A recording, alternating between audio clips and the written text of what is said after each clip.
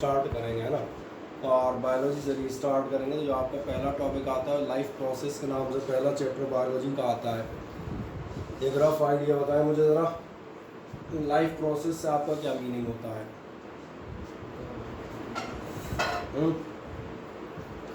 किसी को अंदाज़ हो लाइफ प्रोसेस क्या होती है? ऐसी प्रोसेस जिसकी बेस से आइडेंटिफाई कर सकते हैं कि कोई भी ऑब्जेक्ट लिविंग है या नॉन। सही कह रहे हैं, ऐसी प्रोसेस यानी कि लाइफ प्रोसेस नाम पे चले जाओ ना। लाइफ प्रोसेस नाम से ही बता रहा है, ऐसी प्रोसेसेस जो लाइफ को डिफाइन करेंगी। ये ऐसी प्रोसेसेस हमने कहा जो आपका ये बताएंगी कोई भी चीज़ लिविंग है या नॉन लिविंग है, क्योंकि लिविंग जो कोई भी ऑब्जेक्ट है उसमें कुछ ऐसी प्रोसेसेस ज़रूर होंगी जो नॉन लिविंग में नहीं होंगी, यानी उन्हीं की बेसिस पे आप लाइफ डिफाइन कर सकते हैं कि लाइफ है या नहीं। और सही कहा जाए किसी भी ऑब्जेक्ट में अगर आप चाहते हैं कि लाइफ के बेसिस पे हम देखें तो उसमें लाइफ सस्टेन कर रही है, तो वो प्रोसेसेस जो लाइफ के बने रहने के लिए ज़रूरी हैं वो आपकी लाइफ प्रोसेसेस के नाम से जानी जाती हैं। और लाइफ प्रोसेस में जाओगे तो मुझे बताओ किसी भी चीज़ के जीवित होने, हमने कहा लिविंग होने के लिए ऐसी कौन सी प्रोसेस है जिससे पता चलेगा कि लिविंग है या नॉन लिविंग है? बताओ एक आध ऐसी कोई, कैसे पता करोगे कोई? न्यूट्रिशन, रेस्पिरेशन, यानी सबसे पहले मुझे कहा जाए सबसे सिंपल तो रेस्पिरेशन ही होगा। कोई भी हम कहते हैं जानवर हो, कोई भी चीज़ हो, अगर कोई चीज़ हमने कहा ब्रीथ कर रहा है तो डेफिनेटली आप कहेंगे लिविंग है, और नहीं कर रहा तो नॉन लिविंग है। समझ में आ रहा होगा? रेस्पिरेशन, न्यूट्रिशन, ग्रोथ, डेवलपमेंट, ये सब समझ में आ रहा है। सब कहीं ना कहीं लाइफ प्रोसेसेस है। ये किसी भी लिविंग बीइंग से रिलेटेड है, जो बताते हैं अगर ये लिविंग बीइंग है तो इसमें ये सब चीज़ें होंगी।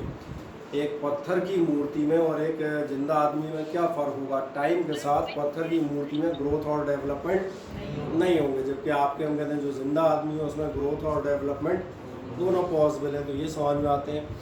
ऐसी प्रोसेसेस को आप देखना, आप लाइफ प्रोसेसेस के नाम से जानते हैं। लाइफ प्रोसेस में जब आप जाते हैं तो आपसे बिल्कुल सिंपल सी डेफिनेशन आपसे दी जाती है। क्या कहा जाता है?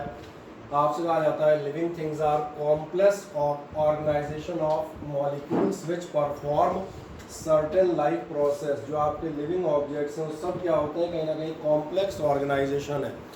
और मॉलिक्यूल्स के तौर पे आपको लास्ट ईयर याद होगा 10th में आप सेल स्ट्रक्चर पढ़ के आए थे। आपको याद है किसी भी हम कहते हैं बॉडी की लिविंग, चाहे प्लांट हो चाहे एनिमल्स हो, चाहे मैंने कहा बहुत छोटी छोटी चीज़ें, उन सब का जो बेसिक बिल्डिंग ब्लॉक है वो आपका किस नाम से आने आता है? That is known as the cell.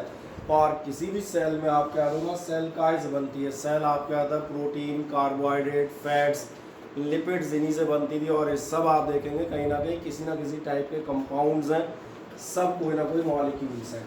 और इसलिए आपसे कहते हैं जितने भी ऑर्गेनाइजेशन ऑफ मॉलिक्यूल है विच परफॉर्म सर्टेन लाइफ प्रोसेस, ये कुछ ना कुछ लॉन्ग प्रोसेस आपकी लाइफ प्रोसेस आपकी शो करते हैं जिनके नाम दे रहे थे। जैसे मैंने कहा ग्रोथ, दूसरा आप देखेंगे मेटाबॉलिज्म। मेटाबॉलिज्म आप देखेंगे, मेटाबॉलिज्म में क्या है? ये वो केमिकल रिएक्शंस होती हैं जो हमारी बॉडी के अंदर डेवलप होती हैं। फॉर एग्जांपल जैसे आपने ब्रीथ किया, आप ब्रीथ करते क्यों हैं भैया? क्यों सांस लेते हो? है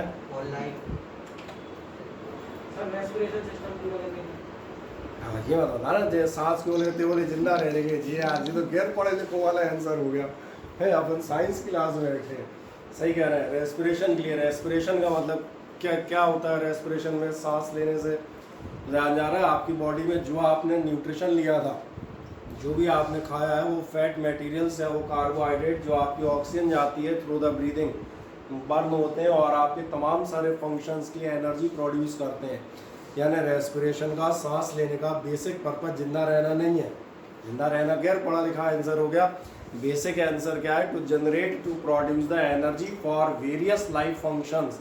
तमाम सारे जो आपकी बॉडी में फंक्शन चल रहे हैं, समझ में आ रहा होगा। जो बर्निंग या कम्बशन की बात कर रहा हूँ, ये कैसी रिएक्शन है? मेटाबॉलिज्म है। क्योंकि ये जो आपका फैट या कार्बोहाइड्रेट जल रहे हैं वो किसी अंगीठी में, किसी कुकर में, या मैंने कहा किसी फर्नेस में नहीं जल रहे। ये आपके कहाँ जलते हुए जा रहे हैं? ये आपके जलते हुए जा रहे हैं कहीं ना कहीं बॉडी के सेल्स में। और ये भी याद होगा बॉडी के सेल्स में इस चीज़ का नाम होता था माइटोकॉन्ड्रिया।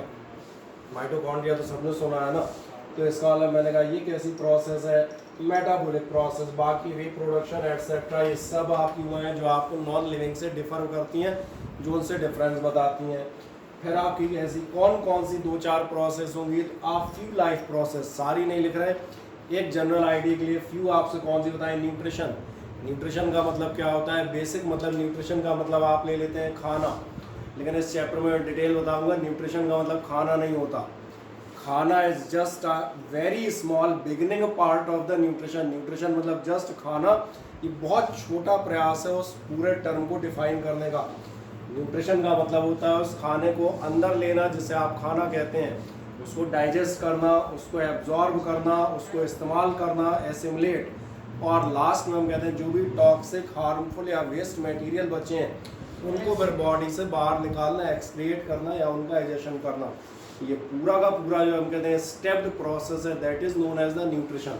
क्या है, मेरी बात क्लियर है? ये आप बताएगा न्यूट्रिशन का है process by which the organisation obtain and utilize their nutrients. अच्छा, न्यूट्रिएंट वर्ड सुना है क्या आपने? मेरा सवाल ये होगा, क्या होते थे न्यूट्रिएंट? Protein, carbohydrate etcetera. ये हिमांशु जरा स्पून का वॉल्यूम बढ़ा के चेक कर लेना, इसका ऊपर आ जाएगा, यूट्यूब आ जाएगा।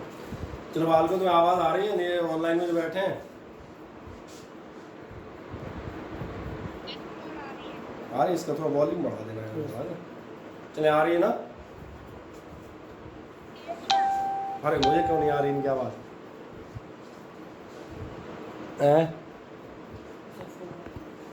हाँ, वॉल्यूम तो फुल है, ऐसे बेचारों कोई बोल ही नहीं रहा हो, अपन सोच रहे आवाज़ नहीं आ रही। चलो, खुशी बोल रही, आवाज़ आ रही है आपको मेरी? सर आ रही है बट क्लियर नहीं आ रही है। अरे आ रही, क्लियर नहीं आ रही। नहीं क्लियर का तो दिक्कत नेटवर्क से लेना देना। क्लियर आवाज आ रही है। हाँ, तो सबको अपनी अपनी इससे, सबको अपने अपने नेटवर्क के मुताबिक जिसका जैसा हिस्सा होगा उसे मिलता रहेगा, ठीक है ना? है बाकी मैं तो ये चेक कर रहा था, आ नहीं चाहिए बस, क्योंकि नेटवर्क के अकॉर्डिंग थोड़ा बहुत फ्लक्चुएशन तो रहेगा। हाँ, एक बात देखते हैं, इस बात में लगा ये तो समझ में आता है। हाँ, मैं आपसे पूछ रहा था न्यूट्रिएंट क्या होते हैं, न्यूट्रिएंट का जवाब कोई आप में से देना चाहे, न्यूट्रिएंट क्या होते हैं? कोई बताएगा न्यूट्रिएंट क्या होते हैं?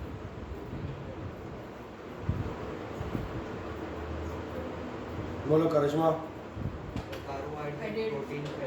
कार्बोहाइड्रेट, प्रोटीन एटसेट्रा, सही कर रहे हैं। तो ध्यान आता है 6वीं 7वीं में हम पढ़ते थे, बॉडी के लिए आपको रूटीन बनाए रखने के लिए 5 या 6 चीज़ों की ज़रूरत पड़ती है, जिनमें आप देखेंगे आपके आते थे carbohydrate, protein, fats, vitamins, minerals और एक पानी भी, ऑफ कोर्स द वाटर।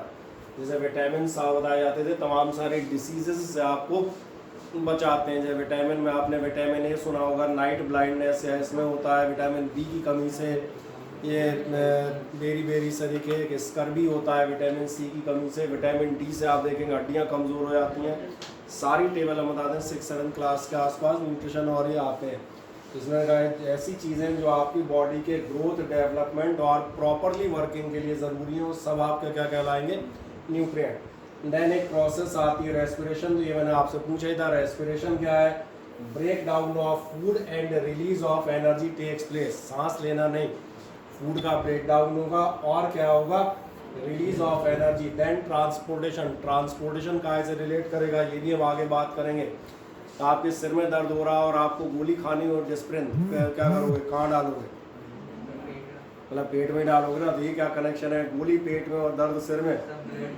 हाँ, ब्लड, आप सही कह रहे हैं, मतलब समझ में आ रहा होगा। ट्रांसपोर्टेशन, ये प्रोसेस काय से रिलेटेड है? ये पूरी बॉडी में हार्मोन्स, वेस्ट मटेरियल्स, विटामिन जो भी हैं, इन सबको एक प्लेस से या एक साइड से दूसरी साइड तक ट्रांसपोर्ट करना।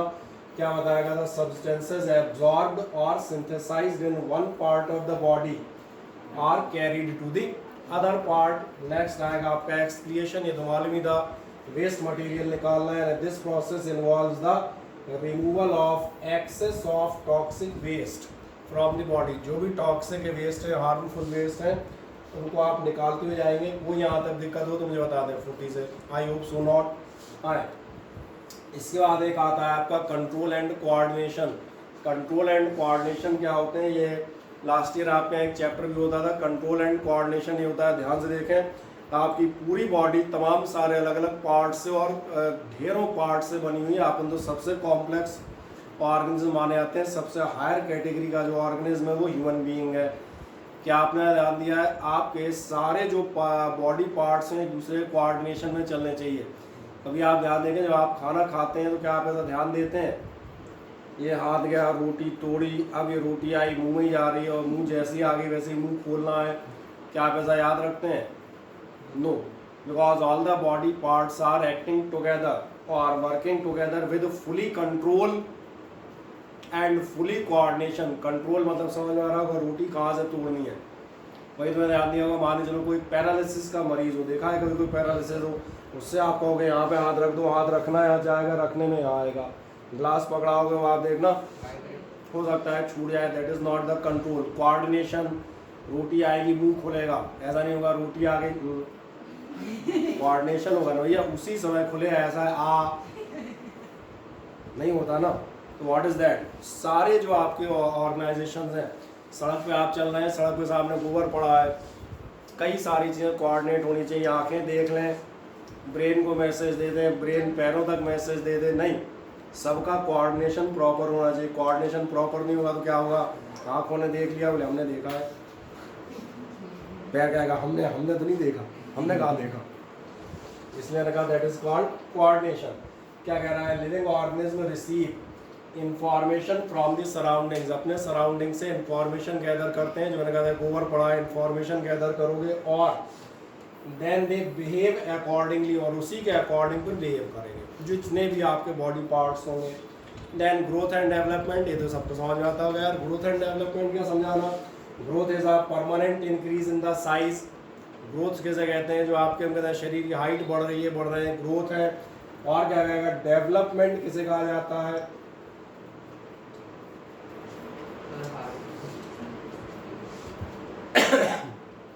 डेवलपमेंट का क्या क्या सेंस होता है, डेवलपमेंट का हिंदी अर्थ होता है विकास।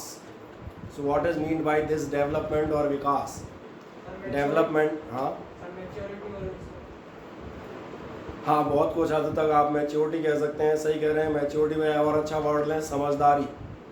एक्चुअली डेवलपमेंट का मतलब है पॉजिटिव चेंजेस, समझ में आ रहा है। डेवलपमेंट माने ये होगा कि जैसे माने चले आज आप हैं एक छोटे बच्चे में और अपने में आपको एक फ़र्क दिखेगा। क्या फ़र्क दिखेगा, छोटा बच्चा हम कहते हैं आप ही एक कितने साल के हो गए, 14-15 साल के आसपास हो गए मोटे तौर पे। एक 10 साल पहले हम कहते हैं मम्मी के साथ मार्केट जाते हो गए और टॉफ़ी दिख जाती होगी तो वहीं पसर जाते होगे रोड पे राम।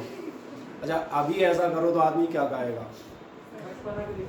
बचपना दिखा रहे हो, बड़े हो गए। अच्छा बड़े हो गए मतलब ग्रोथ में बड़ा मानेगा कि डेवलपमेंट में, डेवलपमेंट में मानेगा। या ग्रोथ से लेना देना नहीं है, ग्रोथ ये है जो आपकी फिजिकल हो रही है, और डेवलपमेंट क्या है जो आपके पॉजिटिव चेंजेस है। समझ में आ रहे हैं, हर तरह के, चाहे मेंटल डेवलपमेंट हो और चाहे मैंने कहा फिर फिजिकल डेवलपमेंट हो, दोनों हो सकते हैं। ओके तो ये समझ में आ जाते हैं। देन आपका आएगा मूवमेंट एंड लोगो। बिल्कुल ग्रोथ की आपकी एज लिमिट होती है। ग्रोथ कहाँ तक रहती है, लगभग 18 से लेके 21 ईयर्स तक माना जाता है ग्रोथ होती जाती है। जैसे एक बार आप 20-21 साल के हो गए तो लगभग उसके बाद आपके हाइट बढ़ने के चांस बहुत कम से कम हो जाते हैं। इसलिए बेटा क्योंकि ध्यान देखना, जो हर आपने लास्ट ईयर पढ़ा होगा, हर सेल्स की एक एज होती है। तो यहाँ से आप देखना सेल्स की जो एज होती है उसके अकॉर्डिंग क्या होगा, कुछ दिनों सेल्स ग्रोथ करेंगी, उसके बाद आप देखेंगे सेल परमानेंट एस्टेब्लिश हो जाती हैं, जिन्हें हम कहते थे परमानेंट टिश्यूज़। याद आ गए। अब ये परमानेंट टिश्यूज़ अगले 30 साल बाद धीरे धीरे डिके होना स्टार्ट हो जाएंगे। जैसे आपकी बॉडी में, जैसे हमने कहा, आप एक 10-12 साल के बच्चे को देखें, उसकी बॉडी में मसल्स नहीं होंगी। एक 20-22 से लेकर 30-35 के व्यक्ति को ये मसल्स होंगी। These are built up, these are permanent tissue. अब एक काम करना, आपके ग्रैंडफादर वगैरह कोई भी हो 70 ईयर्स ओल्ड, और अपने ज़माने में मैंने कहा भले ही पहलवान रहे हो, बट यहाँ देखोगे तो आपको लूजनेस खाल नज़र आएगी। मतलब क्या हो गया, ये जो मसल्स थी धीरे धीरे ये सेल्स से टिश्यूज़ डिजॉल्व हो गए। तो ये मैंने कहा एक ग्रोथ जो है आपकी कहाँ तक रहती है, एक पर्टिकुलर एज तक रहती है। उसके बाद आप देखेंगे ग्रोथ स्लो हो जाती है, लगभग 21 के आसपास बंद हो जाती है। लेकिन चूँकि बायोलॉजिकल फिनोमेना है, एग्जैक्ट भी डिफाइन नहीं कर सकते। नहीं बोले 17 साल 59 दिन और 6 घंटे बाद ग्रोथ बंद, डोर क्लोज, लॉक, बोले अब ग्रोथ, बोले लॉक हो गई। हो सकता है कोई 22 साल तक ग्रो कर जाए और कोई 20 में बंद हो जाए, लेकिन रफ एस्टिमेट जो आता है वो यही आता है। क्या है मेरी बात सबको समझ में आ जाती है? इसलिए मैंने कहा ग्रोथ एंड डेवलपमेंट में आप जाएंगे movement and locomotion, I hope so वैसे पता होगा मूवमेंट एंड लोकोमोशन। मूवमेंट क्या होते हैं? अपनी जगह खड़े खड़े जो मैं कर रहा हूँ ये मूवमेंट है, और लोकोमोशन का मतलब होता है चेंज इन प्लेस। मूवमेंट आप जाएंगे प्लांट वो करते हैं मूवमेंट, और एनिमल्स करते हैं दोनों। तो अगर गाय है तो पूंछ भी हिलाएगी, दैट इज मूवमेंट, और खुद भी चली जाएगी, दैट इज लोकोमोशन। तो ये भी आप देखना, ये भी किसकी निशानी है? ये आपके हैं जनरली लिविंग बीइंग्स की पहचान। हाँ कभी कभार नहीं भी होते, जिसमें आपको याद दिलाता हूँ, लास्ट ईयर आप एक स्पंज पढ़ते थे, याद है? स्पंज में बताया जाता तो नॉन मोटाइल होते हैं, these are supported by the rigid base. तो शुरुआत में पॉरीफेरा ग्रुप पढ़ते थे, डाइवर्सिटी याद आएगी। पॉरीफेरा के एग्जाम्पल होते थे, पूरे में छेद छेद होते थे, कहा जाता था कैसे होते हैं नॉन मोटाइल। लेकिन आप देखेंगे पॉरीफेरा को डेवलप्ड ऑर्गेनिज्म नहीं माना जाता। पॉरीफेरा आपका सबसे पहले दूसरे ग्रुप्स में आता है, ये ध्यान है। ये मैंने इसलिए बता दिया, कई बार लोग यहाँ पूछ लेते हैं तो बाकी दिख रहा होगा। Movement is the entire organism from one place to another is called locomotion. एक प्लेस से दूसरे प्लेस चला गया तो ये क्या कहलाएगा? Locomotion. Whereas in movement organism remains fixed at the one place या वन पोजिशन। मूवमेंट में वहीं फिक्स होगा, केवल गर्दन हिलाएगा, हाथ हिलाएगा, पैर हिलाएगा, या प्लांट होंगे तो ब्रांचेस हिला सकते हैं या रूट्स, ठीक। And move only its body parts, केवल बॉडी पार्ट कर रहे हो तो वो मूवमेंट है। और लोकोमोशन क्या है? From one place to another. ये आपको समझ में आता है, कोई दिक्कत नहीं इसमें। देन इसके बाद हम जाते हैं the various basic functions perform by living organism to maintain the life on this earth are called. हाँ जी बोले। सर वॉइस क्लियर नहीं आ रही है, वीडियो भी क्लियर नहीं है। वॉइस क्लियर क्या किसी को नहीं आ रही? सर आप इसकी रिकॉर्डिंग कर रहे हो सर? हाँ रिकॉर्डिंग कर रहे हैं, कोई दिक्कत नहीं। दूसरा वॉइस क्लियरिटी मुझे अपने कंप्यूटर में कुछ साफ दिख रहा है इनका। सर मेरा ही डाटा गड़बड़ लग रहा हाँ है। क्योंकि मैं सामने खोले हूँ ना, देखो मुझे तो एकदम साफ नजर आ रहा है, बोल पढ़ने लायक। सर इसलिए पूछे रिकॉर्डिंग कर रहे हो आप? हाँ नहीं रिकॉर्डिंग हम कर रहे हैं, कोई समस्या नहीं। आप एक काम करें, एक दो बार लीव करके ज्वाइन करें, शायद हम बता दें डाटा आपका जो है नेट काम करने लगे, कोई दिक्कत नहीं। बाकी रिकॉर्डिंग में भेज दूंगा इसमें, कोई समस्या नहीं।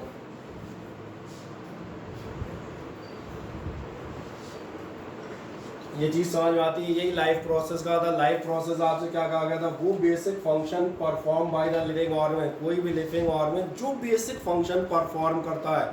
यहीं से मैंने आपसे पूछना शुरू किया था क्या होती है लाइफ प्रोसेस, कौन से function to maintain their life on the earth, अपनी लाइफ को बनाए रखने के लिए। और अपनी लाइफ को बनाए रखने से मेरा मीनिंग क्या है?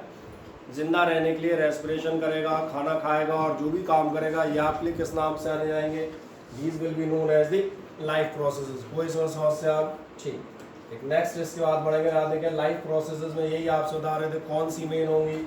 न्यूट्रिशन होगा आपका, रेस्पिरेशन होगा, ट्रांसपोर्टेशन होगा, सर्कुलेशन होगा, एक्सक्रिएशन होगा, है ना। चमक रहा बोर्ड तो थोड़ा सा उनके लिए नीचे ले लेता हूँ। लाइफ प्रोसेस में कौन से होंगे? न्यूट्रिशन, रेस्पिरेशन, मैंने कहा ट्रांसपोर्टेशन, सर्कुलेशन, एक्सक्रिएशन एटसेट्रा, जो मेन हम सबसे मेन आप इस साल पढ़ते हुए जाएंगे। इसके बाद आप नेक्स्ट बढ़ोगे, सबसे पहले हम आते हैं न्यूट्रिशन पे। न्यूट्रिशन क्या थी आपकी? न्यूट्रिशन के बारे में छोटी सी बात बता देता हूँ। न्यूट्रिशन आपका देखेंगे ये जिस वर्ड से डिराइव हुआ है वो है न्यूट्रिएंट। और न्यूट्रिएंट मैंने अभी थोड़ी देर पहले आपसे पूछे थे, आपके ग्रोथ, डेवलपमेंट और एनर्जी बने रहने के लिए जो आपको मटेरियल्स चाहिए, वो मटेरियल जो आपकी मेटाबॉलिक रिएक्शंस पूरी करते हैं वो आपके क्या कहलाते हैं? न्यूट्रिएंट। जैसे मैंने गिनाई भी थी, कार्बोहाइड्रेट, फैट और ये सब। तो इसी न्यूट्रिएंट्स को लेने की जो प्रोसेस है वो क्या कहलाएगी? न्यूट्रिशन। और आप इसे आसानी से डिफाइन कर सकते हैं, क्या कहेगा? Nutrition word is derived from the word nutrient. कहाँ से निकल के आया है? वर्ड न्यूट्रिएंट से निकल के आया है। न्यूट्रिएंट क्या है? देखें ध्यान से, न्यूट्रिएंट है कोई ऑर्गेनिक या इनऑर्गेनिक सब्सटेंस। ऑर्गेनिक और इनऑर्गेनिक दोनों का मतलब मैं आपको बता देता हूँ। ऑर्गेनिक से मेरा मतलब होता है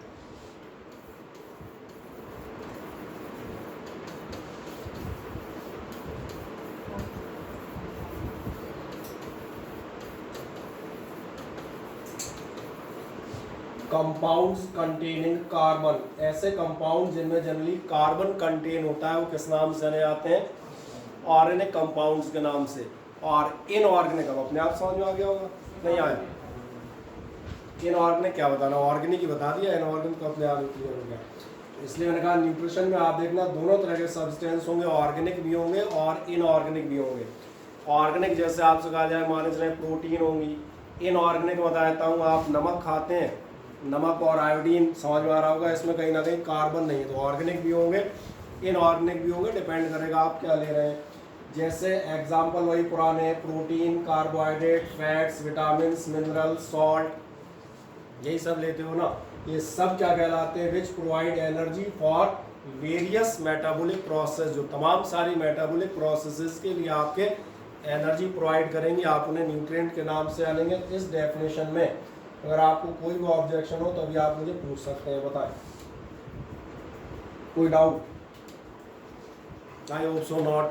ठीक, और आगे बढ़े थोड़ा सा, इसलिए आपकी न्यूट्रिशन की डेफिनेशन ही बन गई। मैंने कहा अगर न्यूट्रिएंट को जो आप इस्तेमाल कर रहे हैं, और इस्तेमाल करने का मैंने प्रोसेस बताई थी, इस्तेमाल मतलब ऐसा नहीं कि उसको कोई घिसना है अपने को बैठ के, मैंने कहा था इंजेक्शन होगा, डाइजेशन होगा, एब्जॉर्ब करोगे, यूटिलाइजेशन या एसिमिलेशन इस्तेमाल करोगे, बचा कुचा वेस्टेज हटाओगे, पूरी जो इस्तेमाल करने की प्रोसेस है यूटिलाइजेशन, ये आपकी न्यूट्रिशन कहलाएगी। तो यही आपको एक सुंदर सी डेफिनेशन बना देगा, अगर समझ में आती है तो इन टर्म्स ऑफ इंग्लिश। और क्या कहेगा, the process of obtaining food, कौन सी process, the process of obtaining food from the surroundings, आसपास की चीज़ों से जो आप फूड लेते हो, और केवल लेते नहीं हो, केवल लेना नहीं है, लेने पे नहीं रुकना है, जैसे कहा था रेस्पिरेशन मतलब सांस लेना अकेले तक नहीं रुकना है, और कहा जाएगा आगे एंड यूजिंग इट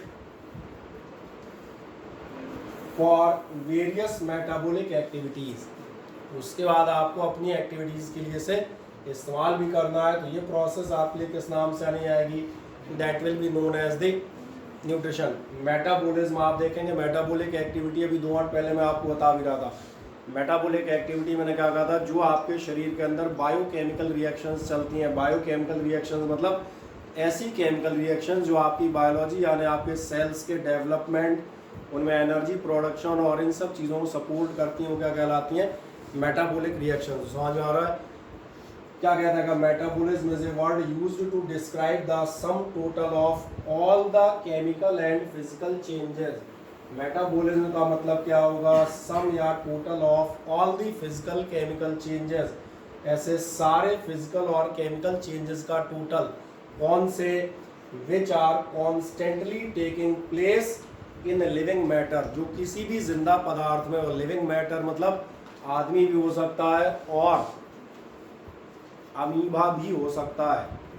इन कहोगे लिविंग मैटर क्यों कह रहे हैं, क्यों मैंने लिविंग मैटर इसलिए क्योंकि आदमी भी हो सकता है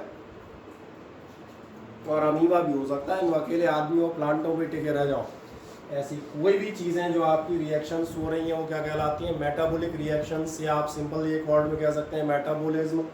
और क्या होगी, क्यों होती हैं भैया, because these are necessary for life, फालतू में नहीं होती।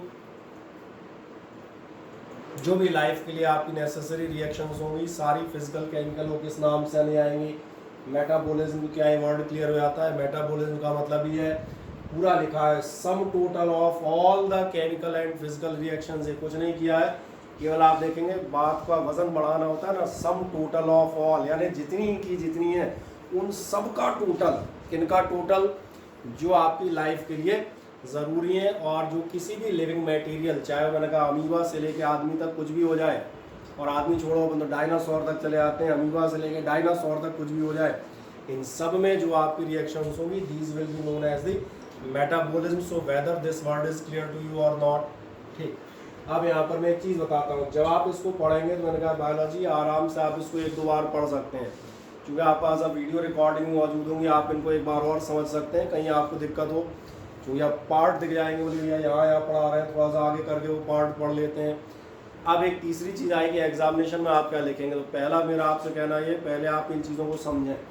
यानी जैसे अभी मैंने पूछा था न्यूट्रिएंट क्या होते हैं, रेस्पिरेशन क्या होता है, आपने न्यूट्रिएंट का एक रफ जवाब दिया, आपने एक रेस्पिरेशन का रफ जवाब दिया, ये that is the first step, हमें मोटे तौर पे मालूम है क्या है। जब मोटे तौर पे मालूम होगा तब फिर बारी आती राइटिंग स्किल्स। राइटिंग स्किल्स के लिए शीट्स हल्का सा हेल्प लेती हैं। जैसे मेटाबॉलिज्म ही लेता हूँ, मेटाबॉलिज्म क्या है, तो जैसे अगर आप रफली बता देते हैं सर मेटाबोले मतलब वो सारी रिएक्शंस। अब देखो तुम क्या कह रहे हो, वो सारी reactions, that is your language. मैंने कौन सी रिएक्शन बोले, जो आदमी के अंदर होती हैं और लाइफ के लिए ज़रूरी है। ये आपका यही जवाब होगा ना। बस अब मैंने कहा ये जवाब बिल्कुल सही है। अगर आप ध्यान देंगे, अगर आपको समझ में आ रहा है, ये साइंस की पहला जो चीज़ बेटा, ये साइंस की पहली सीढ़ी है जो आपको न केवल 10th में बल्कि 11th-12th में भी लगेगी कि आप रट के नंबर बहुत अच्छे ला सकते हैं। ये बता दूँ, बहुत सारे हमें से ऐसे लोग होते हैं जिनसे पूछो व्हाट आर मेटाबॉलिक रिएक्शंस, और तुरंत आपका जवाब आता है metabolic reactions are those sum and total of all the physical and chemical reactions which are necessary for the life and which are taking place inside a living matter। मैंने कहा मतलब क्या था मतलब, मैंने मेटाबॉलिक रिएक्शन क्या होती है बोले बता तो रहे थे, metabolic reactions are all the sum total of physical and chemical. मैंने कहा भैया मतलब, तो इसलिए मैंने कहा था मीनिंग याद रखिएगा, नहीं तो आप जो है जैसे जैसे आगे बढ़ेंगे आप धीरे धीरे आप समझ में आएगा। साइंस में 10th तक नंबर बहुत अच्छे आते हैं रट रटा के, उसके बाद आदमी धीरे धीरे पीछे छूटना शुरू हो जाता है बहुत अच्छी परसेंटेज के बावजूद, क्योंकि मार्कशीट और ज्ञान ये दोनों आपस में एक दूसरे को मैच नहीं कर पाते। बोलो कोई सवाल किसी का? नहीं, इसलिए मैंने कहा था पहले एक सम टोटल आप ये याद रखें। उसके बाद मैंने कहा जो लैंग्वेज है एग्जामिनेशन की, जब आपको ये मालूम होगा तो आप एग्जाम से पहले एक बार पढ़ लेना क्या है sum total of all the chemical, यही आप हिंदी में बात कर रहे थे, that are constantly taking place in living matter, यही बात कर रहे थे, and are necessary for life. कोई ज़रूरी नहीं कि हमने are necessary for life and में लिखा है तो आप भी एंड में लिखें, आप शुरू से कर सकते हैं। Word use for reactions necessary for life, ऐसी रिएक्शन जो लाइफ के लिए ज़रूरी है। तो उसके बाद बता देना and are constantly taking place in. ये मेरी बात समझ में आती है? इसलिए आप मैं जब तक पढ़ाता हुआ जाऊँगा मैं आपसे कभी नहीं कहूँगा भैया, मैं कहूँगा समझना और याद करना, बट आई नेवर इंसिस्ट कि आप बिल्कुल एकदम वो चींटा वाली रटंत विद्या एकदम अप्लाई करना। कॉमा भूल गए तो बैठे हैं 2 मिनट तक, इसके आगे क्या था, इसलिए मैंने कहा छोड़ देना। अब उस स्टेज पे हो कि अभी छोड़ना पड़ेगा, ठीक है ना। आज इसके बाद जाते हैं जो हम आपसे बात कर रहे थे, प्रोसेस ऑफ न्यूट्रिशन में आपके कौन कौन सी चीज़ें होंगी। प्रोसेस ऑफ न्यूट्रिशन में आपके सामने खड़ा हूँ, 5 स्टेप दिखा देता हूँ। पहला स्टेप रोटी और सब्जी। अच्छा नहीं मज़ा आ रहा, मटर पनीर अरे रोटी सब्जी के कह रहा हूँ है बोले, मतलब कम से कम घर में खाने में नहीं मिल रही बात तो खा लूँ, क्यों ऐसा है? तो जो भी हो, पहला स्टेप क्या आएगा, इनटेक, इंजेक्शन, एक ही मतलब है अंदर लेना। दूसरा यहाँ पहुँचोगे डाइजेशन, समझ आ रहा है? डाइजेशन क्या होती है, जो आपने खाना खाया रोटी, ये जो कंपाउंड है केमिकली इन पर एंजाइम रिएक्ट करते हैं, अभी आगे चलेंगे। एंजाइम इनको छोटे छोटे पार्ट्स में ब्रेक करते हैं केमिकली, ऐसे पार्ट्स में ब्रेक करते हैं जिनको आपकी बॉडी एब्जॉर्ब कर सके। तो सेकंड स्टेप क्या होगा, break down of food. Break down of food किस नाम से आना जाएगा, डाइजेशन। ये हो गया, डाइजेशन हो गया। अब तीसरी समस्या है आपके स्टमक में, ये डाइजेशन तो कंप्लीट हो गया, केमिकल चेंज हो गया। अब इसके बाद इंटेंस टाइम में आपका फूड जाता है ताकि इसको आपकी बॉडी एब्जॉर्ब भी करे। खूब डाइजेशन कर लिया, अगर आपने उसको एब्जॉर्ब नहीं किया, आपकी बॉडी में वो मटेरियल नहीं गया तो न्यूट्रिशन ख़त्म हो गया, बेकार हो गया। तो इसके बाद नेक्स्ट क्या आएगा, एब्जॉर्प्शन। और एब्जॉर्प्शन के बाद चौथी चीज़ क्या आएगी, चौथी आती है एसिमुलेशन और यूटिलाइजेशन। एसिमुलेशन और यूटिलाइजेशन का मीनिंग क्या है, एसिमुलेशन और यूटिलाइजेशन ये है, जैसे आप देखेंगे कोई हम कहते हैं स्प्रिंटर हो, जनरली आपने ध्यान दिया होगा पहलवान हो, चने खाते हैं। चने को खाते हैं,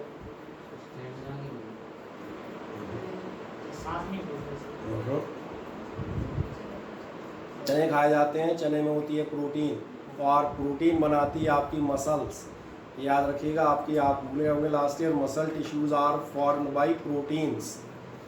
अब आपको चाहिए प्रोटीन, चाहिए मसल्स के लिए, और अब आप क्या क्या खा रहे हैं, नेचुरल क्या खाया जाता है, चने। समझ में आ रहा है? अब मेरा एक सवाल है, क्या आप चने खाने लगे आपकी मसल्स एकदम बढ़िया मज़ेदार हो जाएंगी? नहीं होंगी। क्यों नहीं हो रही? क्योंकि आपने ध्यान दिया होगा मसल्स उसकी बनेंगी जो उस प्रोटीन को यूटिलाइज करेगा, एक्सरसाइज कर रहा होगा, फिर वो किसी भी किस्म की हो। उस एक्सरसाइज का जब तक इफेक्ट बॉडी पे नहीं आएगा तब तक उस चने में, जैसे हर आदमी चने खाए, सुबह सुबह आधी बोरी चने दोनों हाथों में भर लिए, बोले आप बोले अब जा रहा हूँ WWF खेलने और क्या बोलूं। फिर आधी बोरी फिर खाइए, बोले ऐसा थोड़ा है। इसलिए मैंने कहा ये समझ में आ रहा होगा। अगला आएगा यूटिलाइजेशन, वो आपकी बॉडी में एसिमुलेट भी हो, किसी काम में भी आए। और लास्ट, अगर वो एसिमुलेट नहीं हुआ या ऐसे भी चीज़ें जो आपकी टॉक्सिक हैं, जो आपकी किसी और वेस्ट मटेरियल है, लास्ट उनको आपको बॉडी से बाहर भी निकालना है। तो पांचवें स्टेप क्लियर होते हैं, हाँ वॉच आउट करते हैं। लेकिन आज the process of nutrition involve the following 5 steps. कौन कौन से 5 स्टेप में? पहला पढ़ें, क्या लिखा हुआ है आपसे कहेगा इंजेक्शन। इंजेक्शन मतलब process involves the intake of food, समझाना पड़ेगा नहीं? ठीक। नेक्स्ट है डाइजेशन। डाइजेशन क्या होगा? Breaking down of the complex food substances to their simpler form. ये क्या था? कॉम्प्लेक्स फूड मटेरियल को सिंपल फॉर्म में आप ब्रेक करेंगे ताकि वो आसानी से बॉडी उसको एब्जॉर्ब कर जाए, यानी उस फॉर्म में बॉडी लाएगी। ये एंजाइम्स के थ्रू होता है। अभी हम इसी चैप्टर में आगे डिस्कस भी करेंगे। नेक्स्ट आप जाएंगे अगला एब्जॉर्प्शन। एब्जॉर्प्शन मतलब जो आपकी इंटेस्टाइन है वो क्या करेगी? उस फूड को अपने बॉडी में एब्जॉर्ब भी करेगी। चौथा काम होगा एसिमुलेशन, जो मैंने कहा था इस्तेमाल। कहाँ इस्तेमाल करेंगे? It involves the utilization of the absorbed food for building up the body and growth। समझ आ रहा है? बॉडी में, लेकिन बॉडी में फिर कहा सिर्फ खाने से नहीं होगा। तुमने अभी एग्जाम्पल दिया, चने चढ़ने लगे तो चने चढ़ने लगे, घोड़ा हो जाओगे। लास्ट क्या होगा? एजेशन। एजेशन क्या कहेगा? It involves the elimination. ध्यान रखना, एलिमिनेशन मतलब होता है हटाना, काटना। लाइक वाइज तुम्हें नहीं समझ में आया एलिमिनेशन और इसने कहा कोई ज़रूरी नहीं है कि आप इसे रटें। नहीं किसी को समझ में आ रहा सर एलिमिनेशन मज़ा नहीं आ रहा, मत आन दो, तुम एक काम करो, तुम लिख दो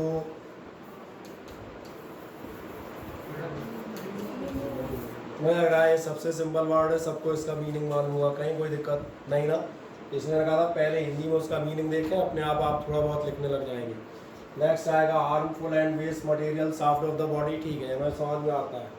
और आगे बढ़ते हैं, थोड़ा सा आगे आप जाएंगे, कहाँ जाएंगे? मोड्स ऑफ न्यूट्रिशन आ जाएंगे। बहुत पुरानी चर्चा है, बरसों पुरानी। मोड्स ऑफ न्यूट्रिशन, कितने तरह से आप मेथड आपके न्यूट्रिशन के हो सकते हैं। 2 मोड बता देता हूँ, अगर आपको ये शीट प्रॉपर नजर नहीं आ रही हो दूर से तो मैं दोनों के नाम बताता हूँ। आपका जो सबसे पहला मोड होता है ये होता है ऑटोट्रॉफ, और दूसरा होता है अपने लिए हेट्रोट्रॉफ। सही कह रहे हैं आप। ऑटो मतलब होता है सेल्फ, जो लोग हम बता रहे हैं अपना खाना खुद बनाते हैं, और जो लोग अपना खाना खुद बनाते हैं कौन होते हैं? अपनी मम्मियाँ। अच्छा, प्लांट्स होते हैं? नहीं, मुझे लगा मम्मियाँ होती हैं। मैंने कहा मम्मी अपना खाना खुद बनाती हैं तो ऑटोट्रॉफ, और अपन उनका बनाया खाना खाते हैं तो अपन हो गए हेट्रोट्रॉफ। सही है ना? हेट्रोट्रॉफ कौन होंगे? दूसरे का बना खाना खाएंगे। सही जवाब है भैया, मम्मियाँ खाना बनाती नहीं है। पहले मैं आपका भ्रम दूर कर दूँ, मम्मियाँ खाना पकाती हैं। They cook the food, not the difference in Hindi और इंग्लिश। बनाती नहीं है, पकाती है। They cook not the manufacture. इसलिए मैंने कहा था ऑटोट्रॉफ कौन होंगे? जो अपना खाना खुद बनाते हैं, और एक्चुअली वो अपना भी बनाते हैं, और चूंकि अपन उन्हें खा जाते हैं तो इनडायरेक्टली वो अपना भी बनाते हैं। समझ में आ रहा है? इनमें मेन कौन से आते हैं आप देखेंगे, इनमें आते हैं ग्रीन प्लांट्स। और ये आपको बहुत पुरानी कहानी याद आएगी, ग्रीन प्लांट्स के खाना बनाने की प्रोसेस कहलाती थी फोटोसिंथेसिस। क्योंकि ये भी हमारे पास अभी आगे आएगा। इसमें आपको लगता था क्लोरोफिल, वाटर, और सबसे खास चीज़ सनलाइट। सनलाइट की प्रोसेस में, प्रेजेंस में ये सारी प्रोसेस होगी, याद आ जाते हैं। दूसरे हेट्रोट्रॉफ कौन होंगे? हेट्रोट्रॉफ होंगे जो ध्यान देखना दूसरों के ऊपर डिपेंडेंट होते हैं। ये ऐसे भी होंगे जो प्लांट्स खा सकते हैं, ये ऐसे भी होंगे जो अदर एनिमल्स को भी खा सकते हैं। फिर ध्यान आएगा, अभी इसी चैप्टर में हम 1-2 नाम लेंगे, बहुत छोटी क्लासेस से पढ़ते आ रहे होंगे। ये आते हैं हर्बीवोरस। अच्छा, किसी को नहीं आता था हर्बीवोरस? जाने कब से बचपन से पढ़ रहे होंगे। हर्ब्स माने घास फूस। एग्जाम्पल काऊ, गाय, भैंस, बकरी, घोड़ा, गधा। अरे गधा जल्दी समझ में आता है ठीक है ना। दूसरे कौन से आएंगे? कार्निवोरस। कार्निवोरस क्या होंगे? शेर, चीता एक्सेट्रा, लायन, टाइगर, ये सब। नेक्स्ट एक आते हैं ओमनीवोरस। दोनों ओमनीवोरस में आता है भालू, बियर, दोनों का। भालू है छोटे जानवर, शिकार भी कर जाएगा, फल फ्रूट या शहद भी पी जाएगा। अपन ओमनीवोरस होते हैं। कौवा, क्रो। पैरट देखोगे, पैरट कैसा है? पैरट हर्बीवोरस है। फिर बताएंगे हर्बीवोरस में भी एक होते हैं फ्रगीवोरस। फ्रगीवोरस मतलब केवल फ्रूट ही खाएंगे, या तोता जो है घास नहीं खाने जाएगा। तो हर्बीवोरस में हर्ब्स में भी बहुत हैं, उनमें भी उसने सिलेक्ट किया पूरे झाड़ी में से मैं क्या खाऊंगा, बोले केवल फ्रूट, तो उसकी एक कैटेगरी नहीं बना दी, बोले फ्रगीवोरस। तो चलो तो हर्बीवोरस का ही टाइप है। लेकिन मैंने कहा अगर इसकी बजाय आप देखोगे ये ईगल या ऐसी चीज़ें देखें, चील, बाज, ये तो नाम सुने ना, ये तो हम कहते हैं कभी ऐसे नहीं देखेंगे फल फ्रूट खाते। ये बाकी चिड़ियों को खा जाएंगे, सांप खा जाएंगे, और छोटे जानवर खा जाएंगे, मेढक खा जाएंगे। ये आपने रहेगा ये कैसे हैं, कार्निवोरस। तो ये जनरल एक टर्म मालूम है। आज इस बेसिस पर हम इसको टॉपिक को आराम से डिस्कस कर सकते हैं। कोई डाउट तो पूछ लेना। मेरा मानना है चूँकि चीज़ें बहुत छोटी हैं, हमने छोटी क्लास पढ़ी हैं तो आपको मालूम होगी। कोई दिक्कत आए तो उसको मैंने कहा आप मुझे तुरंत पूछिएगा। नेक्स्ट समझाते हैं modes of nutrition. Modes of nutrition क्या है, मेथड या मोड ऑफ, मेथड है कितने टाइप से आप करते हैं, कौन कौन से न्यूट्रिशन में। मैंने कहा इधर लिखा हुआ है आपका, ये जो लिखा हुआ है ये है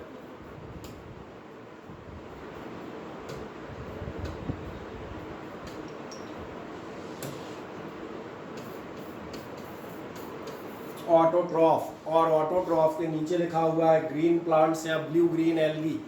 एल्गी तो याद है, एल्गी क्या कहलाती थी हिंदी में, काई। अब आप बिल्कुल सही है, ध्यान आ गया। इस साइड आपके लिखे हैं, साइड आपके लिखे हैं हेट्रोट्रॉफिक, और हेट्रोट्रॉफिक में कौन होंगे, फंगी, अमीबा, आदमी एटसेट्रा, तो बहुत सारे होते हैं। देन इस बाद आप देखेंगे इनके भी हम 2-3 टाइप बनाएंगे, जैसे सेप्रो, पैरासाइटिक और होलोजोइक एटसेट्रा। अब इनकी चर्चा हम एक एक करके करेंगे, बड़े आराम से आपको समझ में आती जाएगी। यहाँ हम इस चर्चा को करेंगे। देखें सबसे पहला मैंने लिया ऑटोट्रॉफिक। ऑटोट्रॉफिक आपसे ही कहते हैं, ऑटो माने आपका क्या होगा, ऑटो माने द सेल्फ, और ट्रॉफिक माने होता है खाना, जो अपना खाना खुद मैन्युफैक्चर कर रहा हो, नॉट द कुकिंग। क्या कहेगा, it is a mode of nutrition in which organism prepare their own food, वो अपना खुद खाना बना लेते हैं। Inorganic molecules like carbon dioxide, ये क्या होगा, कार्बन डाइऑक्साइड, पानी लगेंगे, सनलाइट की प्रेजेंस लगेगी, एंड H2O, H2O समझ में आता होगा पानी, are converted into organic molecules. ये आप काय में कन्वर्ट करते हैं, ऑर्गेनिक मॉलिक्यूल्स में। ऑर्गेनिक मॉलिक्यूल मतलब विटामिन, प्रोटीन, फैट, कार्बोहाइड्रेट। तो ध्यान होगा अलग अलग चीज़ों से, अलग अलग प्लांट से अलग अलग चीज़ें मिलती हैं। जैसे आलू आप देखेंगे कार्बोहाइड्रेट का सोर्स है, जबकि आम आप देखेंगे शुगर का सोर्स है। सही बोल रहा हूँ ना। कोई और सब्जी हम कहते हैं वो आपकी मिनरल्स और विटामिन की सोर्स है। तो अलग अलग उस पर बेसिस पर रहेंगे। क्या बनाएंगे ध्यान देखना, organic molecule like carbohydrate in the presence of, कब बनाते हैं, ऐसे ही नहीं बनाने लगेंगे, इन presence of sunlight and chlorophyll. यहाँ तक मुझे नहीं लगता कोई संदेह होना चाहिए। देन इसके बाद क्या कहेगा, green plants are capable of manufacturing their own food in presence of light by using water and carbon dioxide. हरे पौधे अपना खाना खुद बना सकते हैं, सक्षम है। कब, with the help of carbon dioxide and water. और कब, जो मैंने कहा था, इन प्रेजेंस ऑफ, जबकि उनके पास क्लोरोफिल और सनलाइट दोनों प्रेजेंट हो। और क्या आपको याद है, मैंने इस प्रोसेस को 2 मिनट पहले एक नाम दिया था, देखिए आपसे बताएगा। दिस प्रोसेस इज कॉल्ड, कहीं कोई समस्या हो तो मुझे बताएं। क्या फोटोसिंथेसिस आपको याद रहेगी क्या होता है, और बढ़े इसके बाद। अब थोड़ा सा आगे बढ़ते हैं। जो आपकी ऑटोट्रॉफिक न्यूट्रिशन है, इसमें भी आप देखेंगे 2 टाइप हो जाते हैं। ये आगे कि मैं आपको डिटेल देता हूँ। और जो 2 टाइप होते हैं इनमें से ध्यान देखना, एक होते हैं फोटो ऑटोट्रॉफ्स और एक होते हैं कीमो ऑटोट्रॉफ्स। थोड़ा सा दिमाग लगाओ, अपने आप समझ में आएगा। फोटो मतलब होता है लाइट, और कीमो वर्ड आता है केमिकल्स के लिए। इसका मतलब ध्यान देखना, ऐसे अपना पाला ज़्यादातर इनसे पड़ता है। फोटो ऑटोट्रॉफ कौन कहलाते हैं, जो with the help of sunlight, या कहा जाए with the help of light, अपना खाना बना रहे हैं। They are preparing their food, they are called phototrophs. ये वही यहाँ पे ग्रीन प्लांट्स, एल्गी एटसेट्रा। बाकी एल्गी से ध्यान रखना मून लाइट में भी बना लेती है, क्योंकि एल्गी छोटी होती है, उसे कम लाइट की ज़रूरत है, तो मून लाइट में भी काम कर जाती है। लेकिन जो लाइट में काम कर रहे हैं वो क्या होगा, फोटो ऑटोट्रॉफ। कीमो ऑटोट्रॉफ होते हैं, जो ध्यान देखना, जो एटमॉस्फेयर में केमिकल्स से, कई बार ग्राउंड में पाए जाने वाले केमिकल से, या जो केमिकल गैसेज हैं इनकी हेल्प से भी अपना खाना बना सकते हैं, वो कहलाते हैं कीमो ऑटोट्रॉफ। मैंने कहा था इनसे आपका पाला बहुत कम पड़ता है और ना ही पड़े तो ज़्यादा अच्छा है। पढ़ाना चाहोगे क्या? नहीं ना, बस तो फिर कह था ना पड़े तो ज़्यादा अच्छा है। तमाम सारे बैक्टीरियाज होते हैं सिंपली। आए देखें क्या आपसे कहेगा ऑटोट्रॉफिक न्यूट्रिशन 2 टाइप का होगा। पहला पढ़ें जरा, पहला क्या कह रहा है, कौन सा टाइप बता रहा हूँ मैं, फोटो ऑटोट्रॉफिक और फोटो मतलब समझ में आ गया था, हम बात कर रहे होंगे लाइट की। आए यही बात करता है in this kind of nutrition all green plants. Sir और प्लांट्स को हो सकते हो कैसे? यानी जो प्लांट ग्रीन होते हैं वो जो प्लांट ग्रीन नहीं होंगे मतलब उनके पास क्लोरोफिल नहीं होगा, और क्लोरोफिल नहीं होगा तो फोटोसिंथेसिस की पहली शर्त यही है, manufacture of food with CO2 and water. लेकिन अकेले CO2 वाटर नहीं है, लाया मिलाया और खाना तैयार। आगे आपसे बताएगा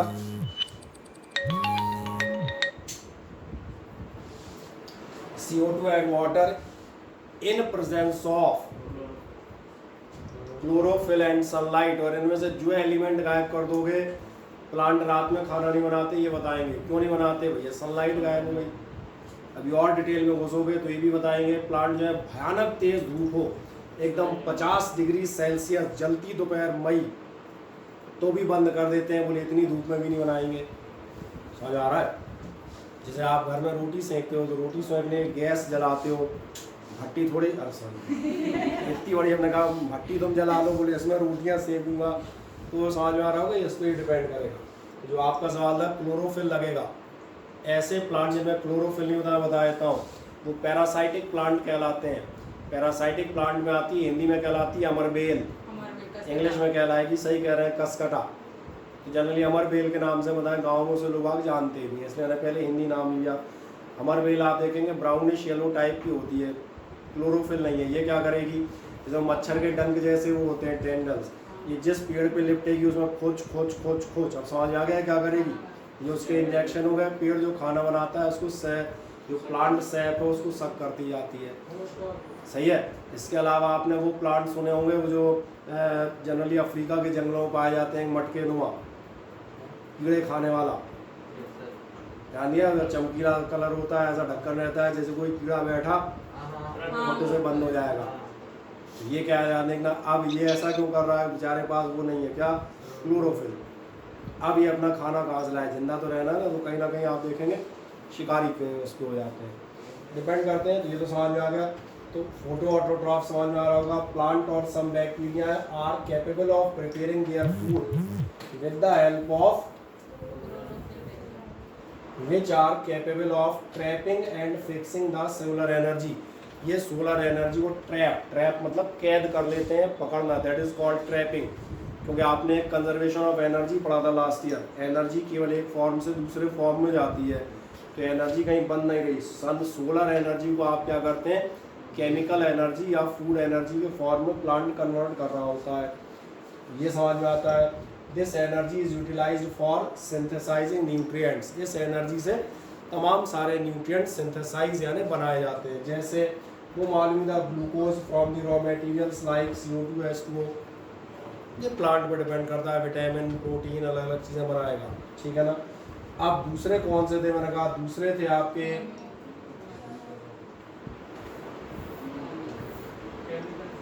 केमिकल वाले, कीमो। तो केमिकल वाले कौन से होंगे, it occurs in some non green autotrophic bacteria. इन्हें केमिकल पे इसलिए जाना पड़ा है कि वो नॉन ग्रीन है ना भैया। नॉन ग्रीन मतलब जो अभी मैं एग्जांपल बता रहा था वो भी मैंने ये दिए थे, क्लोरोफिल नहीं है, नहीं बना पा रहे तो फिर अदर ऑप्शन जाओगे। ये क्या करेंगे, these bacteria prepare the food with the help of chemicals. कोई डाउट इसमें, कीमो ऑटोट्रॉफ में कहीं से कहीं तक किसी को बोले अभिषेक नहीं, ठीक। सर मशरूम क्या होगा, मशरूम आप देखेंगे अभी आगे जाएंगे, नॉन ग्रीन होता है, और इनको हम आगे अभी कहेंगे सैप्रोफाइट। सैप्रोफाइट वो होते हैं जो ध्यान देखना डेड और डिकेइंग मटेरियल पे चलते हैं। डेड और डिकेइंग सड़ते गलते मटेरियल, इनमें हम हिंदी में बात करते हैं, कहलाते हैं फफूंद। फफूंद का नाम सुना है, सिंपल भाषा में बात करते हैं, यीस्ट और फंजाई। ये सब आप देखेंगे कैसे होते हैं, ये नॉन ग्रीन होते हैं, खाना नहीं बना पाते। ये क्या करते हैं, किसी ऐसे मटेरियल, जैसे हमने कहा एक ब्रेड लेना, थोड़ा सा पानी वानी में हल्का सा नम कर देना, कमरे के किनारे डाल देना, कुछ दिन बाद देखो जो फंगस जमा हो जाएगी। ये क्या करती है, ये एंजाइम से ये फंगस याद देखना ब्रेड पे ही लगेगी। तुम सोचो कहीं भी लग जाए, कहीं भी नहीं लग सकती। क्यों? क्योंकि वहाँ उसको मटेरियल ही नहीं मिल रहा। तो मिट्टी में उगाओगे वो नहीं उगेगी, वो ब्रेड पे। इसलिए ब्रेड रेडीमेड फूड है। सड़ता गलता जो मटेरियल है, चाहे वो मैंने कहा ब्रेड यानी ऐसा होता या कोई जानवर होता, इनमें और बैक्टीरियाज भी ये क्या करते हैं, उसको धीरे धीरे डिजॉल्व करते जाते हैं, उसी से अपनी ग्रोथ करते हैं। ये सेप्रोफाइट में आते हैं जो सड़े गले यानी डेड और डिकेइंग मटेरियल पर जिंदा रहेंगे। अब देखना एक एक करके सारे आते जाएंगे। मैंने दोबारा पेड़ होता है जिसकी पिंक कलर की पत्तियां होती हैं, वो पिंक कलर की पत्तियाँ किसकी होती हैं? एक पेड़ होता है मतलब पत्तियां पिंक कलर की होती हैं, पहले ग्रीन होती है फिर पिंक हो जाती है। उनमें क्लोरोफिल प्रेजेंट होता है जिनमें आप बात कर रहे हो। जैसे हम बता दें फ्लावर वाले वो जो डेकोरेशन प्लांट आते हैं उनकी बात कर रहे हो। डेकोरेटिव प्लांट आते हैं इस टाइप के, हम कहते हैं पिंक या पिंक भी नहीं, पर्पल टाइप की पत्तियों वाले आते हैं। तो आप सही कह रहे हैं, उनमें क्लोरोफिल मौजूद होता है। ध्यान देखना, वो विदाउट कलर नहीं होती, कुछ अमाउंट में उनमें भी क्लोरोफिल मौजूद होता है अदर कलर्स के साथ। जैसे अभी आगे चलेंगे प्लांट के बारे में बताएंगे तो आपसे बताए जाएंगे प्लांट में क्लोरोफिल भी कई टाइप के होते हैं, कलर्ड, नॉन कलर्ड और इस टाइप के, ठीक है ना। और अगर ऐसा है जो हमने कहा था वाइटिश भूरा टाइप का, जैसे अमरबेल का कह रहे थे, या आपने इसका एग्जांपल लिया था मशरूम का कलर ध्यान दिया है, मशरूम का कलर वाइटिश, ये हम कहते हैं भूरा भूरा टाइप, मतलब ग्रीन ब्लू रेड, मतलब ग्रीन और रेड ऐसे सब जो है कोई उसमें मटेरियल होंगे ही नहीं। इसका इनमें क्लोरोफिल दूर दूर तक नहीं है। सर मशरूम भी दो टाइप के होते हैं, वेज और मशरूम कम से कम नहीं, वेज नॉन वेज मशरूम नहीं होते, मशरूम एक ही होता है। मशरूम में वेज नॉन वेज ऐसा थोड़ी कहोगे, ये वाला मशरूम बोले ब्रेड पे उगाया, वेज मशरूम, ये हमने मरे हुए कुत्ते पे उगाया बोले नॉन वेज मशरूम। ऐसा थोड़ा होगा। मशरूम एक ही होता है, ना वेज ना नॉन वेज। उसको खा सकते हैं, खाते ही और खाते ही हैं, सब्जी बनती है इसकी तो। लेकिन सबको मत खा जाना। मशरूम की तकरीबन 300-400 टाइप आती हैं, और इन 300-400 टाइप में से 250 टाइप इतनी जहरीली होती हैं कि तुम उसे नहीं खाओगे, तुम्हें खा जाएगी। इसलिए हर मशरूम में तो ऐसा नहीं तुमने कहीं सड़ा कड़ा क्यों गुजरे हो, कचरे के ढेर पे देखा बोले मशरूम बोले 80 रुपये किलो चल रहा है, बोले मिल हो गई जवाब आज की, ऐसा मत कर देना। जो मशरूम खाने लायक होता है वो अलग से आप देखना, उसकी खेती होती है बाकायदा। खेती मतलब आप देखेंगे कमरों में वो लकड़ी के अलमारियों टाइप वो लगाते हैं बॉक्सेस, उनमें उस मशरूम को उगाते हैं, समझ आ रहा है। लेकिन वो मशरूम की कौन सी वेराइटीज़ हैं जो खाने लायक है, और नॉन एडिबल वेराइटीज़ भी आती हैं, जंगली मशरूम वो मत खा लेना। ये इसलिए कहा। एलोवेरा होता है सर, उसके अंदर यानी वाटर के साथ क्या एलोवेरा में क्या? सर एलोवेरा जो आता है ना जिसका पेड़, तो सर उसके अंदर यानी वाटर के फॉर्म में आता है। वाटर जो अपन काटते हैं ना उसमें जेल टाइप का निकलता है, जेली वो तो भारी होता है ना, उसके अंदर फॉर्म थोड़ा होता है। यानी अगर सर उसे उसे धूप में जा रहा है तो सूख जाता है, तो उसके अंदर से मॉइस्चराइजर हो जाता है, यानी खत्म हो जाता है। वो तो सुखाओगे तब। बाकी वो आप देखेंगे ये एक्चुअली जो एलोवेरा हुआ, कैक्टस हुए, ये सब कैक्टस देखोगे नागफनी भी कहलाते हैं, और भी कैक्टस कई टाइप के आते हैं, देखोगे घरों में लोग आग लगाए रहते हैं। याद आ जाएगा ये कैसे प्लांट हैं, वो प्लांट हैं जिनके पत्ते मोटे होते हैं, इन्हें पानी की रिक्वायरमेंट कम होती है, और इनमें से किसी को भी काटोगे ये हमेशा आपको अंदर से जेली टाइप निकलेंगे, जेली ऐसे। समझ आ रहा है क्यों? क्योंकि नॉर्मल जो प्लांट होते हैं जो अपने एरिया, ये जो सारे प्लांट हैं डेजर्ट प्लांट हैं जिनकी बात कर रहा हूँ। कैक्टस तरीके प्लांट कौन से? Desert plant. ये क्या करते हैं, वाटर लॉस को कम करने के लिए अपनी पत्तियाँ ऐसी मोटी गूदेदार बनाते हैं और जेली टाइप, जिससे पानी इनमें भरा रहता है। और अपने जो पेड़ हैं जैसे मान चलो आम, नीम, बबूल, ये अपने यहाँ के अपने हम कहते हैं लोकेलिटी के हैं, इनकी पत्तियाँ बिल्कुल पतली होती हैं।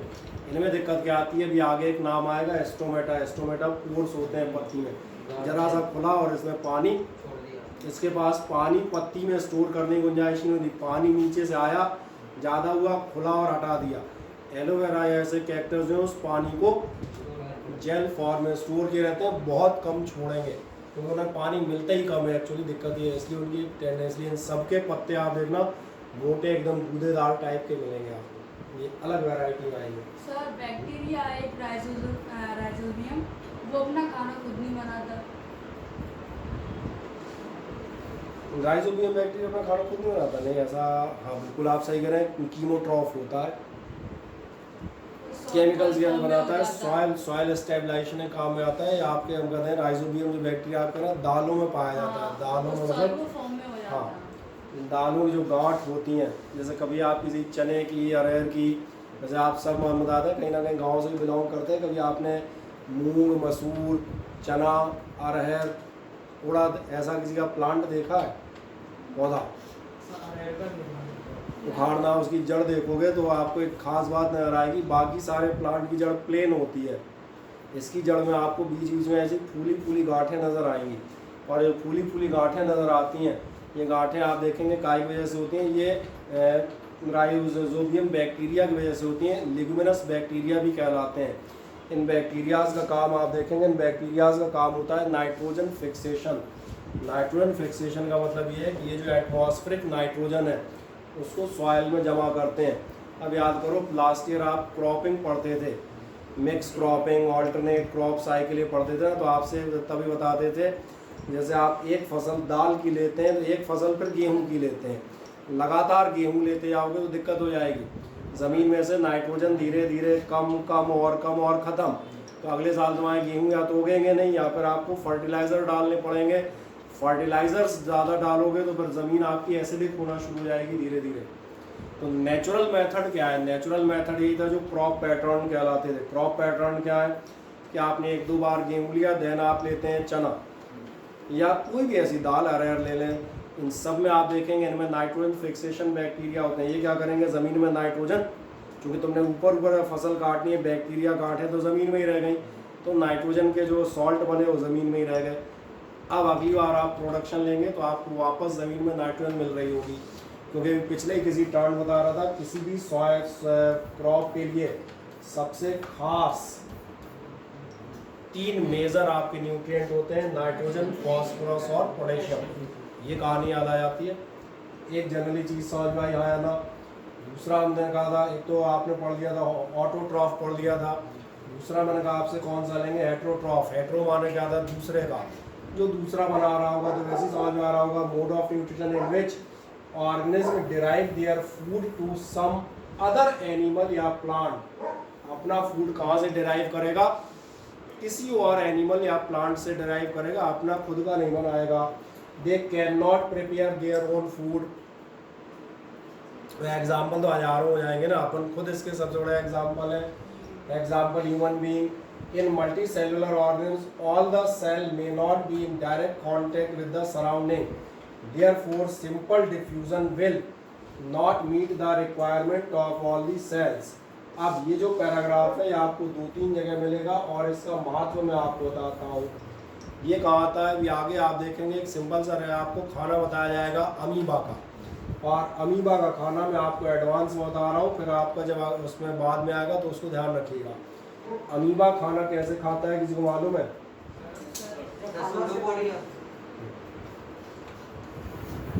मान चले अमीबा और यहाँ उसे दिख गया खाना, अब क्या करेगा बताओ? सही कह रहे हैं, ये अपना शेप चेंज करता है। अगली बार आप देखेंगे जो अमीबा है कुछ इस शेप में आ जाएगा धीरे से। खाना देखते ही चलो ये थोड़ा खाना, ये अमीबा ध्यान देखेंगे ऐसा हो जाएगा।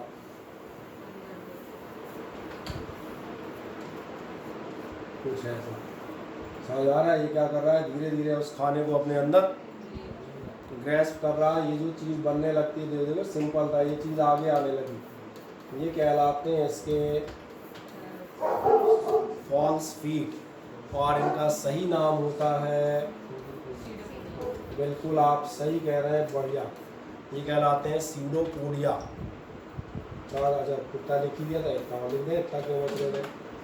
सीडोपोडिया क्या होता है, ये जो फॉल्स फीट ये दोनों साइड से इसने निकाल लिए।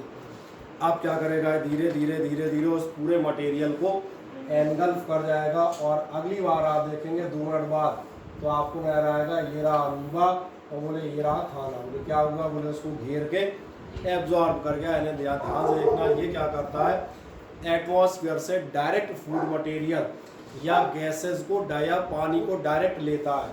और अगर पिछले साल हल्का सा याद हो तो ये प्रोसेस कहलाती थी सेल के आर पार। आप मालूम है सेल्स से मटेरियल का आना या जाना, या गैसेस का आना या जाना ये डिफ्यूज़न कहलाता था।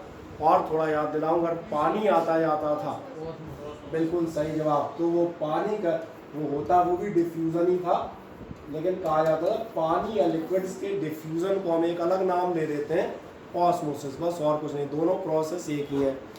अब सवाल आता है अमीबा ऐसा कर लेता है तो हम क्यों नहीं कर पाते? तो इसका रीज़न है, ध्यान देखना, कि अमीबा का पूरी बॉडी एटमॉस्फेयर के टच में होती है, आगे पीछे ऊपर नीचे दाएं बाएं, क्योंकि एक सिंगल सेल है ना, चारों तरफ से एटमॉस्फेयर है।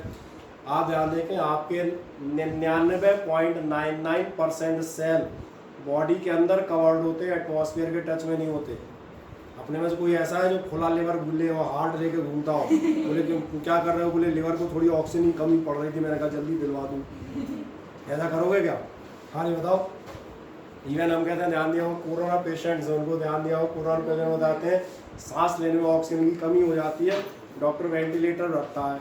वन अमीबा थोड़ी है कि कोरोना को हुआ बोले ऑक्सीजन नहीं आ रही, दोनों निकाले बोले दिए, तो बोले काम करो गाड़ी पे बैठा लो, तेज हवा लगेगी। तो तुम्हें समझ में आ रहा होगा, इंटरनल है, तो इंटरनल है, इसका वाला ध्यान देखेंगे। सिंपल डिफ्यूज़न अपनी रिक्वायरमेंट्स को मीट नहीं कर सकता, इसलिए अपने को क्या करना पड़ता है, अपने को पूरी न्यूट्रिशनल प्रोसेस से जाना पड़ेगा, खाना पचाना, फिर एक एक साइड पे लंग्स को, हार्ट को, किडनी को, पैरों को, सबको खाना पहुंचाना भी पड़ेगा, जो आगे जाके आप क्या कहेंगे, वो आप कहते हैं ट्रांसपोर्टेशन। और हाँ, एक चीज़ और याद दिला दूँ, जो अमीबा के खाने की प्रोसेस थी, ये प्रोसेस बिल्कुल आप बढ़िया, बहुत बढ़िया है, आपने सही नाम लिया है, ये कहलाती थी फैगोसाइटोसिस। ये भी हमने पढ़ा है 7th और 8th के आसपास, बाकी में एक बार फिर पढ़ लेंगे, कोई समस्या नहीं। अभी जब हम बात कर रहे थे, मैंने कहा हेट्रोट्रॉफ, आपको समझ में आ गए थे।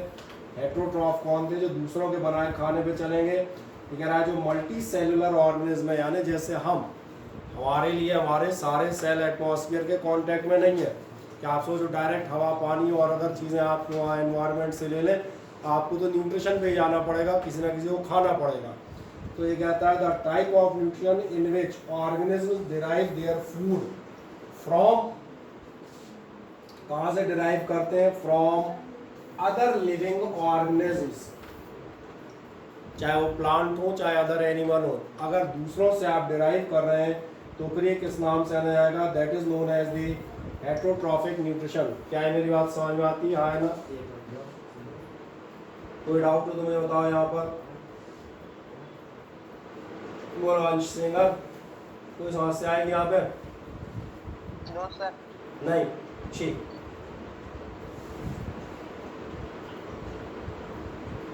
और ये लिस्ट आ गई जाएगी, ये ठीक है, नहीं वो उसका नेट से ही चलेगा। क्या क्लियर हो जाता है? बाकी क्या कहता है, कहाँ से डिराइव होती हो वो आप पहले पढ़ा चुके हैं। एनर्जी डिराइव होती है पहले इनटेक, फिर डाइजेशन, फिर ऑक्सीडेशन, उसके बाद में जो आपका होगा उसको बचे खुचे को एक्सक्रिएशन। तो क्या है, क्लियर है? आओ और आगे बढ़ते हैं थोड़ा सा। अब इस न्यूट्रिशन के हम टाइप चलते हैं, जो आपने तमाम सारे टाइप पढ़े थे, जो अभी आप पूछ रहे थे मशरूम क्या होगा या क्या होगा। देखो आपने सबसे पहला आपको न्यूट्रिशन कौन सा नजर आ रहा है, देखें।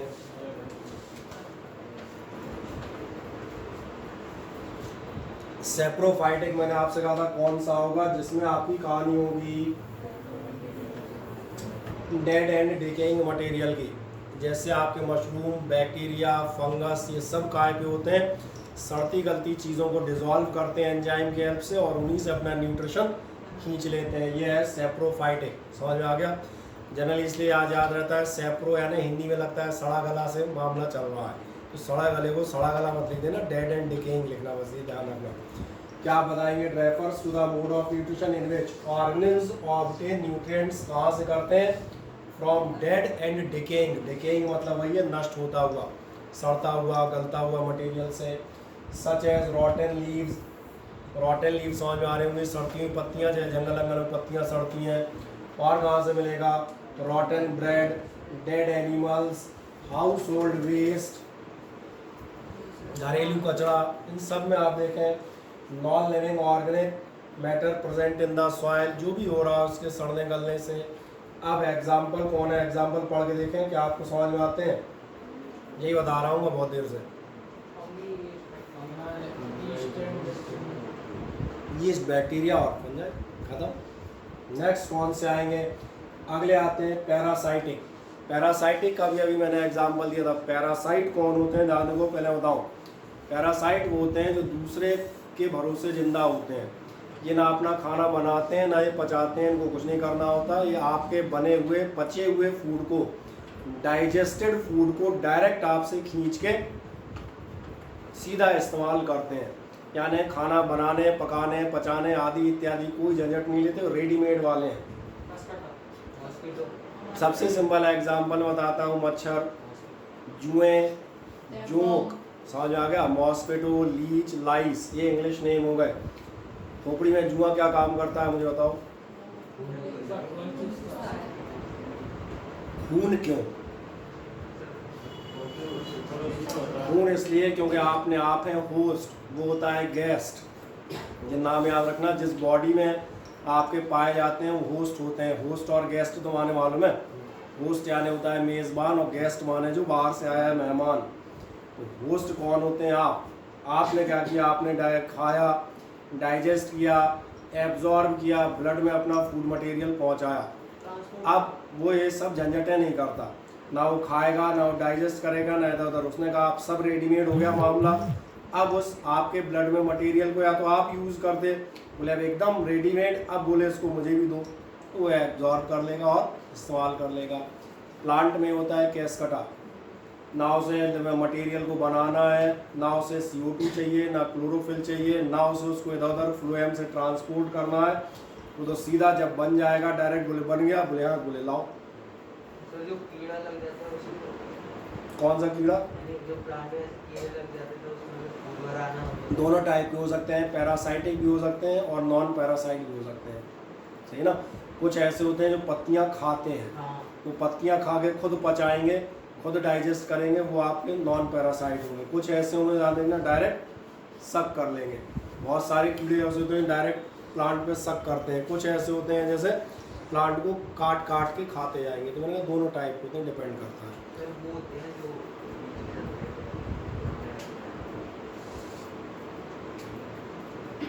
ये मैंने कैटेगरी बता दी ना, क्या कर रहा है उस बेसिस पे आप उसे पता लगा सकते हो। अब नेक्स्ट कौन आएगा ध्यान देखना, पैरासाइटिक। ये कौन होगा ध्यान देखना, refers to the mode of obtaining food synthesized by other animal. हमने फूड कहाँ से लिखा है? जो सिंथेसाइज बाय किसी और एनिमल ने किया है। और सबसे खास बात, इफेक्टिंग देम व्हाट बैडली, उनको बुरी तरह प्रभावित करता है। क्यों? समझ में आ रहा है? कोई खाना आपने अपने लिए बनाया था, ये जब चूसेगा तो आप देखेंगे जिस पेड़ पे अमरबेल लग जाती है, कैस्कटा, तो आप देखेंगे साल 6 महीने में धीरे धीरे सूख जाएगा, खत्म हो जाएगा। क्यों खत्म हो गया? नहीं समझ में आया? इफेक्टिंग देम बैडली का मतलब समझ में आ गया होगा। नेक्स्ट है the organism which obtains food is called the parasite. वो जो आपका खाना ले रहा है वो क्या कहलाता है? पैरासाइट, ये गेस्ट है। और the organism from which the food is obtained, जिससे आप फूड ले रहे हैं, जिससे फूड ऑब्टेन हो रहा है, वो क्या कहलाता है? होस्ट। समझ में आ गया? इज कॉल्ड, ये रहा आपका होस्ट किनारे। कोई दिक्कत तो नहीं आती तो देखने में? ठीक। नेक्स्ट आप जाएंगे, इस बात कहेगा 10 nutrition is observed in fungi, bacteria. कुछ प्लांट्स में मिलता है जैसे आपका कसकटा, एंड कुछ एनिमल्स में जैसे plasmodium, round worm, orchids, ticks, lice. Ticks ये होते हैं जो हम कहते हैं ये जानवरों में कहा जाता है किल्लियाँ। इतने बड़े बड़े कीड़े टाइप के होते हैं ना कीड़े। हाँ, खटमल नहीं होता जैसे, उस टाइप के ये टिक्स कहलाते हैं। ये सब आपको मिलेंगे, सब वो है जो आपके खून चूसने वाले हैं। अब एक लास्ट चीज़ और बता देता हूँ यही के, जो आपके पैरासाइट होते हैं ये 2 टाइप के होते हैं। इनमें से कहलाते हैं एंडो पैरासाइट और एक कहलाते हैं एक्सो पैरासाइट। अगर थोड़ा सा नाम याद करोगे तो इन दोनों वर्ड का मीनिंग परमानेंट याद रखना। हाँ, जैसे लास्ट ईयर ऑस्मोसिस बताते थे, एक्सो और एंडो, अंदर या बाहर। एक्सटर्नल, एक्सटर्नल जैसे आपको ध्यान होगा हम जो बात कर रहे थे मच्छर या ऐसे जूं जा कड़की, ये एक्सटर्नल है। लेकिन आपने ध्यान दिया आपके पेट में अंदर इंटेस्टाइन में टेप वर्म, राउंड वर्म, और बच्चों के पेट में तो अक्सर कीड़े रहते हैं। बच्चे क्या है मिट्टी खा लेते हैं, कहीं कुछ खा लेते हैं, कई बार तो ध्यान नहीं होगा, डॉक्टर क्या कहता है, बीमार है ठीक है बाकी सब है, बोले इसको पहले कीड़े वाली टेबलेट और खिलाओ दो। और गवर्नमेंट स्कूलों में तो आपने ध्यान दिया होगा, वो पेट के कीड़ों की दवाई बांटी भी जाती है, हर मंगलवार या जाने का कुछ करते बांटते हैं, वहाँ नहीं बांटते, स्कूल ही नहीं आते होंगे। हाँ, तो ये मैंने कहा क्या है, ये जिनकी बात कर रहा था टेप वर्म और राउंड वर्म की, ये कैसे हैं, ये एंडो है। एंडो मतलब आपकी बॉडी में अंदर मौजूद है। ये कहानी क्लियर हो जाती है। चले और थोड़ा सा आगे बढ़ते हैं। यही बताएगा पैरासाइट कितने टाइप के हैं। एक आपका कहेगा एक्टो या एक्सो, और एक्टो वर्ड भी इस्तेमाल करोगे तो भी वही मीनिंग है। और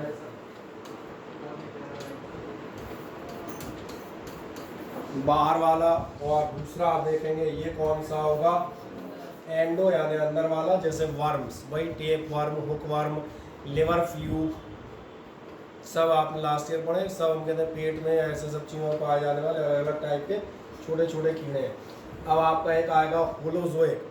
होलोजोइक न्यूट्रिशन कौन सा कहलाता है बताओ। होलोजोइक का जनरली मीनिंग होता है जिसमें कोई भी चीज़ फूड को अपने अंदर लेती है और उसके बाद उसको डाइजेस्ट करती है।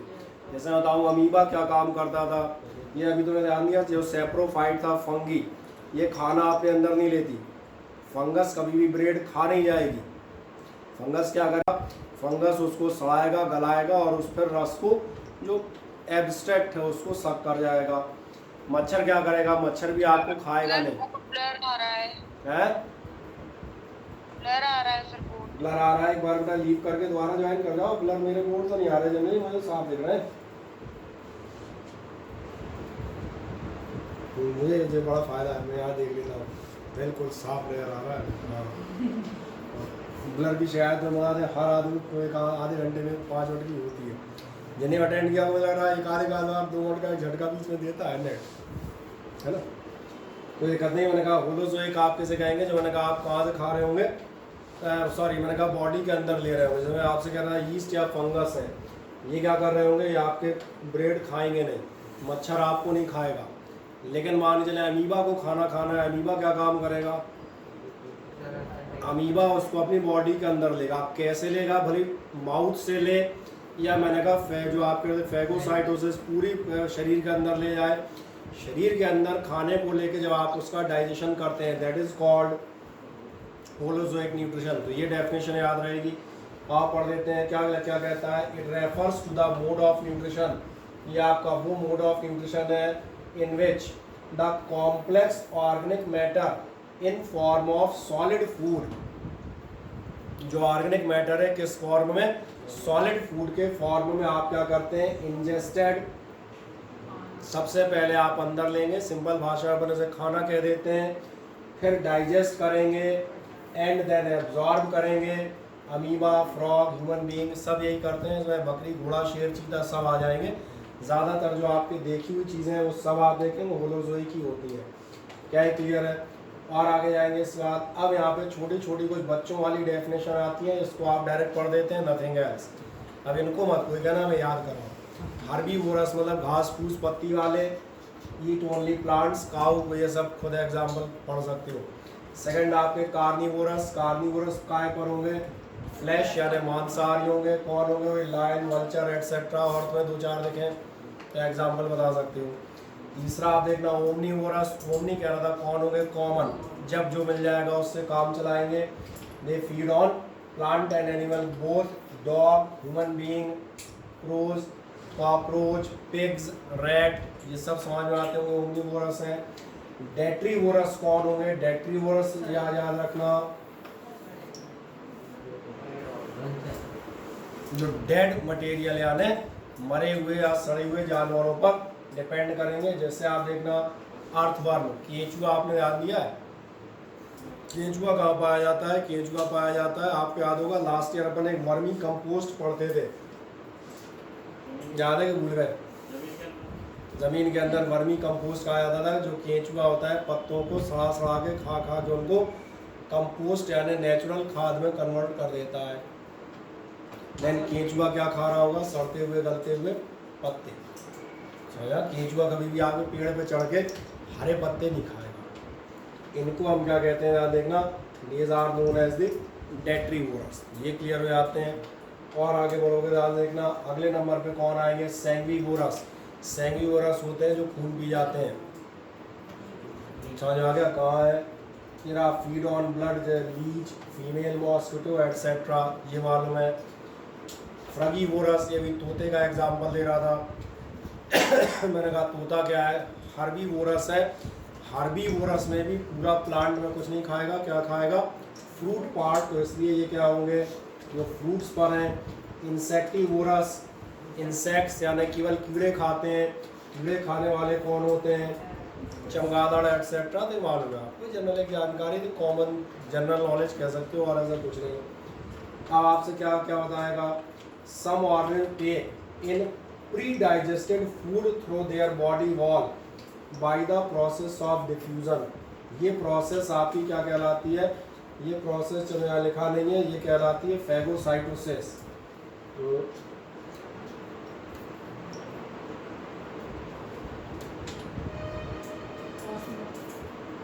सही है, ये क्लियर हो जाती है जनरली। अब एक और जाओगे इस बाद, ये आपको मिलेगा कौन सा, एक ऑस्मोट्रॉफिक था, एक म्यूचुअलिस्टिक न्यूट्रिशन, बहुत इंपॉर्टेंट याद दिलाता हूँ। म्यूचुअलिस्टिक किसी को याद है, म्यूचुअलिस्टिक एक नाम से और जाना जाता है, याकली कहलाता है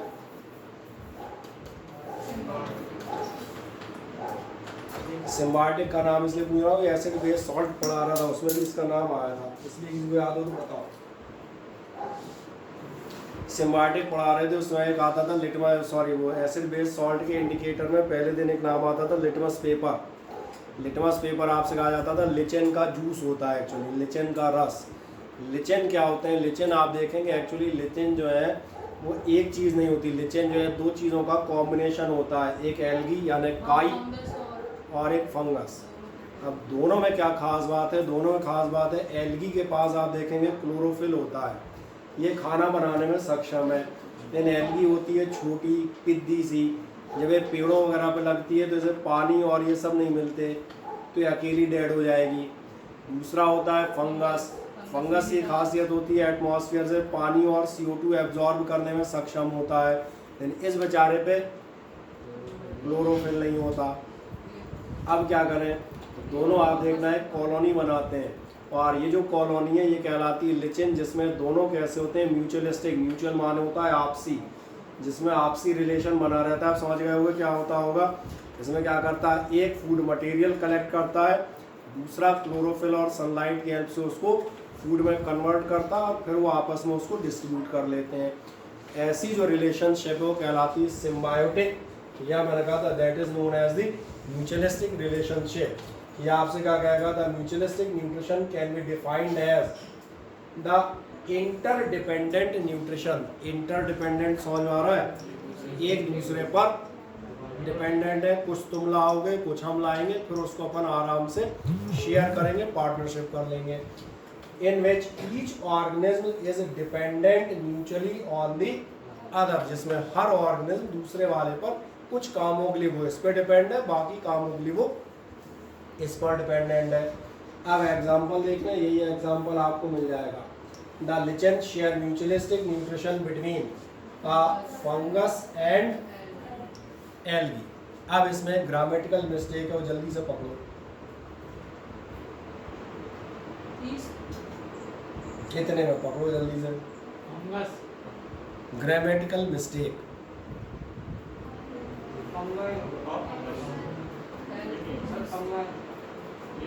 हाँ आप सही बोले थे। अब मैंने कहा ऐसी छोड़िए, मैंने इसलिए तो बताया, इसका रीज़न क्या है, कई बार जब आप शीट पढ़ रहे होते हैं ऐसी एक आध दो टाइपिंग एरर बनी रहती है, और ये हकीकत इनमें किसी का ध्यान नहीं आता, ना तो तुम्हारा गया होगा ना हमारा गया, हमारा तो अभी अचानक चला गया तो चला गया और नहीं जाता। तो ये मैंने इसलिए कहा, कई बार ऐसी शिकायत हुआ गया तो सॉरी ये होगा क्या, मैंने कहा यार कुछ भी कर ले, कि लग रहा है एन होगा तो करेक्ट कर ले, तो ये तुम कर सकते हो, इसमें मत करिए। अगर ये था कि अंदर इस टाइप की कोई प्रिंटिंग में एक आध अक्षर छूटा होती है तो कोई समस्या नहीं, इसने ये भी बता दिया यहाँ पर। अब एक नेक्स्ट जाते हैं इस बात। अब आप जाएंगे किस टॉपिक पर जिसमें हम बात करेंगे, वो है फोटोसिंथेसिस। फोटोसिंथेसिस मोटे तौर पर मालूम है क्या होता है, फोटोसिंथेसिस आप बिल्कुल सही कह रहे हैं, वो प्रोसेस जिससे आपका प्लांट अपना फूड मैन्युफैक्चर करता है। कैसे फूड मैन्युफैक्चर करेगा वो भी आपको मालूम है। सबसे पहले कहीं ना कहीं आप देखना, ये लेगा CO2, ये लेगा पानी। अच्छा ये तो मालूम है पानी रूट्स से आएगा, CO2 एटमॉस्फेयर से आएगी, ये मालूम है। स्टोमेटा से बिल्कुल सही। इन दोनों आइटम्स के साथ आपके साथ प्रेजेंट होनी चाहिए प्लस में और एक ग्रीन पिगमेंट, जिससे आप कह रहे हैं, चलो मैं उसे ग्रीन पिगमेंट लिख देता हूँ फिलहाल। साथ में क्या होना चाहिए, ग्रीन पिगमेंट आपका क्लोरोफिल। जब ये सारे होंगे तो इनकी प्रोसेस में आपकी ये बनेगा फोटोसिंथेसिस। ये पहली बात। अब मैं अगली चीज़ बताता हूँ। जो भी फोटोसिंथेसिस है, यहाँ तक जो आप पढ़ते आए वो केवल इतनी डेफिनेशन पढ़ते आए थे। अब यहाँ पर आपको फोटोसिंथेसिस का डिटेल बताया जाएगा। जो डिटेल बताया जाएगा उसमें आपसे कहूँगा, सबसे पहले प्लांट क्या करता है। First of all plant absorbs the water. पहला स्टेप कहाँ से फोटोसिंथेसिस का शुरू होगा, प्लांट वाटर एब्जॉर्ब करेगा। थोड़ा सा 9th का याद दिलाऊंगा, जब पानी एब्जॉर्ब करेगा तो ये रूट्स से आएगा और एक वर्ड ना याद आएगा, जाइलम, XYLEM। जाइलम आपको याद है, वो डेड सेल्स के पाइप नुमा चीज़ें होती हैं, ट्यूब्स, जो आपके पानी को ऊपर तक पहुंचाती हैं, तो ये याद रहेगा। अब जो आपकी फोटोसिंथेसिस है वो 2 पार्ट में बांटी जाती है, और जिन 2 पार्ट में बांटी जाती है उनमें से एक कहलाती है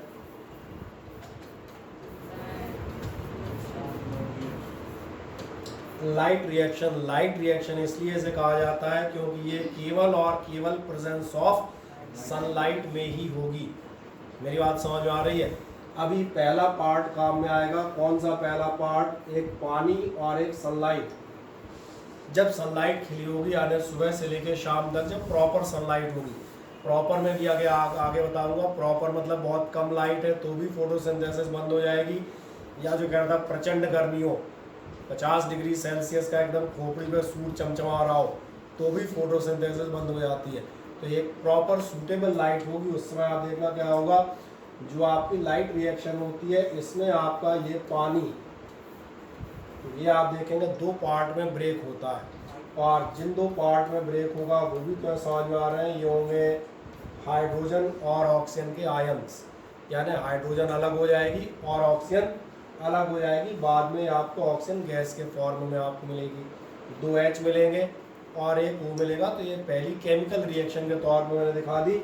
लाइट रिएक्शन में प्लांट क्या करता है, जो एनर्जी से मिलती है, जैसे अगर हम याद करें हल्का सा केमिस्ट्री, आप फर्स्ट चैप्टर में रिएक्शन अभी कल परसों में पढ़ रहा था, डिकम्पोजिशन। डिकम्पोजिशन क्या है, एक मटेरियल को 2 पार्ट में तोड़ना। 3 तरह से बताए थे, थर्मल डिकम्पोजिशन गर्म करके, इलेक्ट्रिक डिकम्पोजिशन इलेक्ट्रिसिटी दे के, या फोटो यानी लाइट। तो ये एग्जांपल है फोटो डिकम्पोजिशन। लाइट एनर्जी की हेल्प से आपके पानी के मॉलिक्यूल को हाइड्रोजन और ऑक्सीजन में ब्रेक कर दिया जाएगा। अब एक पार्ट ये आपका खत्म हो गया, मेरी बात समझ में आ गई। अब सेकंड पार्ट आएगा। सेकंड पार्ट कहलाता है डार्क रिएक्शन, और इसे डार्क रिएक्शन हम इसलिए कहते हैं क्योंकि ध्यान देखना, ये लाइट में भी हो सकती है और बिना लाइट के भी हो सकती है। इसमें लाइट की ज़रूरत नहीं है, ये प्लांट अपनी सुविधानुसार करेगा जब उसकी इच्छा होगी। समझ आ गया, ये तभी कर सकता है जब लाइट मिलेगी। लेकिन डार्क रिएक्शन, लाइट आ रही हो तो भी भैया नहीं इस्तेमाल करनी, अंधेरा है तो और अच्छी बात है, लाइट ना हमें चाहिए थी ना है। नहीं, ये प्लांट की बात कर रहे हो, एल की बात कर रहे हो। अरे सारों में जो फोटोसिंथेसिस है, सारे फोटोसिंथेसिस करते हैं, और सारों की फोटोसिंथेसिस 2 स्टेप में पूरी होगी। पहला स्टेप ये होगा जिसमें उन्होंने पानी ब्रेक कर लिया। अब दूसरा स्टेप क्या होगा, दूसरा स्टेप ये होगा, ध्यान देखना, सेकेंड स्टेप में वो क्या करेंगे, सेकेंड स्टेप में आपकी ली जाएगी कार्बन डाइऑक्साइड प्लस, आप देखना यहाँ से जो आपकी ऑक्सीजन मिली है उसका इस्तेमाल होगा।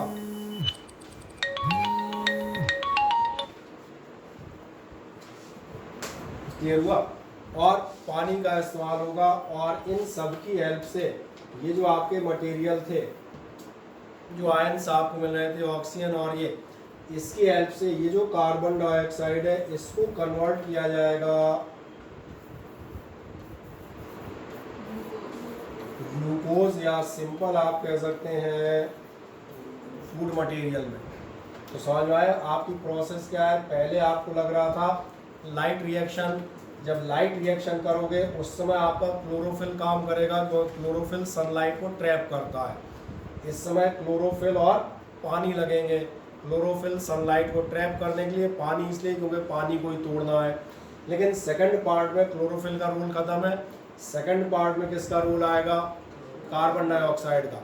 उस कार्बन डाइऑक्साइड को आप इनसे प्लांट कॉम्प्लेक्स रिएक्शन करता है, फिर उनसे तमाम सारे फूड मटेरियल अपने हिसाब से ग्लूकोज, प्रोटीन एट्सेट्रा वो बनाने का काम करता है। तो ये रिएक्शन क्या कहलाती है? डार्क। डार्क इसलिए कहा क्योंकि इनके होने ना होने के लिए लाइट की रिक्वायरमेंट नहीं पड़ती। क्या आगे मोटे तौर पर समझ में आता है? आज इस चीज़ को हम पहले 2 बार देखते हैं अलग अलग पार्ट में, 1 सेकंड में। सबसे पहले हम बात करते हैं फोटोसिंथेसिस। ये डेफिनेशन आपको मालूम है, आप खुद ही बता रहे थे, बहुत बढ़िया। ये कहता है it is the process by which green parts of the plant synthesize organic food in the form of carbohydrate from CO2 and water in the presence of sunlight. ये वो प्रोसेस है जिसमें आपके कार्बोहाइड्रेट वगैरह से आप करते हैं CO2, पानी और सनलाइट से। ये तो हम 3-4 बार डेफिनेशन ले चुके। रिएक्शन, ये जो रिएक्शन है याद रखना, ये रिएक्शन हम कई बार पहले पढ़ते आए। ये कंप्लीट रिएक्शन है बार बार से। क्या बार बार से है? जो आपने लिखा हुआ है कंप्लीट रिएक्शन बताती है 6CO2। सफेद ही ले लिया, ये भी कलर यार भाई लाल लिख रहा है, कौन सा लूं? लाल ले लो। 6 CO2 रहेंगे प्लस आपके मैंने कहा क्या रहेंगे? 6 H2O। ये टोटल रिएक्शन है। प्लस आपका क्या रहेगा? लाइट रहेगी, क्लोरोफिल रहेगा। हालांकि मैंने कहा ये सब अलग अलग पार्ट में लगेंगे, ये भी एक समग्र रिएक्शन एक साथ कंबाइन है। बदले में आपको क्या मिलेगा? C6H12O6, यानी जैसे हमने कह दिया ग्लूकोज, और साथ में रिलीज हो जाती है आपकी ऑक्सीजन। अब एक्चुअली ये रिएक्शन जो करता है एक साथ नहीं होती, 2 स्टेप्स में होती है। उन पे भी हम आगे जाएंगे। फोटोसिंथेसिस क्या कहेगा? फोटोन मतलब लाइट, सिंथेसिस मतलब पुटिंग टुगेदर या बनाना, कंबाइन करना, ऐड करना, ये सिंथेसिस का मतलब होता है। क्या कहेगा? Defined as the conversion of photonic energy. Photonic energy मतलब समझ में आ रहा है? फोटोनिक, फोटो लाइट, लाइट की जो एनर्जी है वो काय में कन्वर्ट होती है? Into the chemical energy. कौन कन्वर्ट करता है? By the green parts of the plant. समझ में आता है? हाँ ना? और कब करता है? कभी भी नहीं, with the help of CO2, H2O etcetera. कोई डाउट अब इतने में नहीं जनरली। अब एक लास्ट देखें ध्यान से, जहाँ हम बात कर रहे थे, ये आपका क्या होगा? स्टेप्स ऑफ फोटोसिंथेसिस क्या होंगे? फोटोसिंथेसिस में आपकी कौन सी रिएक्शन होती है? सबसे पहला पार्ट ध्यान देखना कहेगा आपसे, फोटोसिंथेसिस फॉलो ये फॉलोइंग इवेंट्स ऑकर। ये इवेंट्स आपके होते हैं। कौन से इवेंट होते हैं? पहला इवेंट आपसे कहा जाएगा लाइट रिएक्शन। लाइट रिएक्शन में आपसे कहेगा this step occurs inside the thylakoid membrane. ये याद रखना, बाकी जिन्हें ये नहीं ध्यान होगा, ये लास्ट ईयर हम प्लांट सेल पढ़ते थे। क्लोरोप्लास्ट, थाइलाकॉइड मेम्ब्रेन क्या होते थे, अगर नहीं ध्यान होंगे तो इस बार भी हमने इसमें ऐड कर रखे हैं, वो आगे आ जाएंगे। तो अभी आज तो नहीं आ पाएंगे, अपन टाइम से ओवर है, लेकिन अगले टर्न में फिगर दिखा के दोबारा से रिमेंबर करा दूंगा। अभी सिर्फ इतना याद रखना कौन से पार्ट में होते हैं, थाइलाकॉइड मेम्ब्रेन, ये याद रखिएगा। अब इसके बाद क्या होता है, होता कैसे लाइट रिएक्शन? सबसे पहले क्या करोगे? लाइट एनर्जी एब्जॉर्ब करता है क्लोरोफिल। भाई लाइट रिएक्शन करनी है तो पहले लाइट तो लाओ। लाइट रिएक्शन के लिए सबसे पहले लाइट ही लगेगी ना। लाइट कौन एब्जॉर्ब करता है? मालूम था, क्लोरोफिल। दूसरा काम क्या होगा? Light energy to chemical energy करोगे। कैसे करोगे ये देखें ध्यान से। यही कहना था, आपका जो पानी का मॉलिक्यूल आपका क्या होता है? 2 पार्ट में ब्रेक करते हैं या आप स्प्लिट करते हैं। तो स्प्लिट लिखा हो चाहे ब्रेक लिखा हो, क्या लिखा है? चलो स्प्लिट लिखा है। स्प्लिट माने तो मालूम है सबको, क्या कहते हैं हिंदी में? तोड़ना। ठीक, ये जो प्रोसेस है ये क्या कहलाती है? ये कहलाती है लाइट रिएक्शन। क्योंकि तभी होगी जब लाइट मिलेगी, यानी फोटो डिकम्पोजिशन का एग्जाम्पल है। कोई प्रॉब्लम इसमें हो तो मुझे बताओ अभी, हाँ या ना। इस रिएक्शन को देख लें आराम से। एक बार रिएक्शन समझा। कुछ नहीं, H2O था, H2O से आपको 2H पॉजिटिव मिलेंगे, या तो O लिख दो, O मतलब आधा ऑक्सीजन, आधा ऑक्सीजन मतलब तो आधा ही ऑक्सीजन है, देखो ना पूरा ऑक्सीजन कहाँ है, एक ही तो है। और ऑक्सीजन तो याद है जो बताते थे, गैसेस हमेशा दो मिलके एक होती हैं, H2N2O2 ये एक होती है, दो नहीं होती। याद देखो एक वो है मतलब ये कितनी ऑक्सीजन है, तो ऐसे भी लिख देते हैं केमिस्ट्री में, या तो अकेला वो लिख दो या आप लिख देते हैं हाफ हो। अब ये समझ में आ गया होगा। प्लस आपको मिलेंगे 2 इलेक्ट्रॉन, क्योंकि H पॉजिटिव आयन है, दिख रहा होगा ये 2 इलेक्ट्रॉन उसके बगल में रहे। सिंपल रिएक्शन है, कोई ऐसी खास नहीं, सिंपल वे में लिखी है। कोई और दिक्कत हो बोलो, मैं दोबारा एक बार समझा दूंगा। पानी टूटा है, 2 H मिल जाएंगे, आधा O2 या सिंगल O, आप जैसे कहना चाहें, और H पॉजिटिव आयन के 2 इलेक्ट्रॉन्स। ये रिएक्शन क्या हो गई, लाइट। अब आगे बढ़ते हैं, डार्क क्या होगी फिर। डार्क रिएक्शन का था CO2 का रोल आएगा, उससे फूड बनाओगे। ये क्या कहेगा, इसमें क्या करेंगे, reduction of carbon dioxide into. ये रिएक्शन किस नाम से आनी आती है, ये रिएक्शन कहलाती है डार्क रिएक्शन। क्या कहेगा, डार्क रिएक्शन किसको इस्तेमाल करती है, utilises the products of light reaction. जो अभी पीछे लाइट रिएक्शन पढ़ रहे थे, ऑक्सीजन हाइड्रोजन टूट के मिली थी ना, उनका इस्तेमाल करेगी, उन्हीं से आगे रिएक्शन को अगला स्टेप प्रोसीड होगा। क्या है, मेरी बात क्लियर है। क्या कह रहा है, क्यों करती है इन द स्ट्रोमा। अब ये याद रखिएगा, ये रिएक्शन कहाँ होती है, सिर्फ ये वर्ड कल तक याद रखना, अगले टर्न तक स्ट्रोमा में होती है। मैं स्ट्रोमा भी आपको अभी फिगर समेत दिखाऊंगा, आगे अभी फिगर अपने पास मौजूद है। Chloroplast for synthesis of carbohydrate, carbohydrate बनने के लिए। खत्म हो गई बात। यानी वो क्या होता है, थाइलाकॉइड मेम्ब्रेन में पानी टूट के हाइड्रोजन ऑक्सीजन मिले, इन हाइड्रोजन ऑक्सीजन जो वहाँ से टूटे हुए मिल रहे हैं, इनसे प्लस जो हमने CO2 ली, इसकी हेल्प से हम बनाएंगे आपका कार्बोहाइड्रेट या फूड मटेरियल। चाहे आप कार्बोहाइड्रेट लिख दें, चाहे आप फूड लिख दें, नथिंग मैटर्स। आप ग्लूकोज लिख दें तो भी चलेगा, सब एक ही नाम है। अब लास्ट क्या कहेगा, ध्यान देखना, यहाँ पर एक छोटा सा नाम आता है, इसके डिटेल में दोस्त ना, ये आपका बता दें, जब आप आगे अगर आप बायोलॉजी लेंगे तो फिर डिटेल में आएंगे। जो आपका CO2 है, ये रिएक्ट करती है, प्लांट में कंपाउंड पाया जाता है राइबोलोज बाइफॉस्फेट, इससे रिएक्ट करती है RUBP से, और रिजल्ट करती है in the production of hexose sugar. Hexose इसलिए कहा है क्योंकि इसमें होते हैं हेक्सा, 6 कार्बन, इसलिए ये शुगर कैसी कहलाती है, हेक्सोज शुगर। पहली मेरी बात क्लियर हुई। दूसरा क्या कह रहा है, एक इम्पॉर्टेंट पॉइंट, कौन से साइंटिस्ट थे, और एंडी बेंसन। इसलिए ध्यान रखना, ये जो साइकिल है ये कहलाती है, या ये जो रिएक्शन है कहलाती है केल्विन बेंसन रिएक्शन या केल्विन बेंसन साइकिल, जो भी आप कहना चाहें, तो साइकिल कह दो, रिएक्शन कह दो। 2 साइंटिस्ट के नाम दिए हैं, डिस्कवर्ड दिस साइकिल, या साइकिल नहीं अच्छा लगे, कोई कहे साइकिल कहाँ से लिख रहे हैं, साइकिल का मतलब होता है चक्र, नहीं कोई सोचे साइकिल, इसलिए आप इसको नहीं आपको लगे अच्छा, आप रिएक्शन लिख देना, ये भी अच्छा नहीं लगे आप प्रोसेस लिख देना, कुछ तो लिखोगे यार। इसलिए मैंने कहा क्या लिखें, उसका जवाब मैंने तो स्पष्ट दे दिया।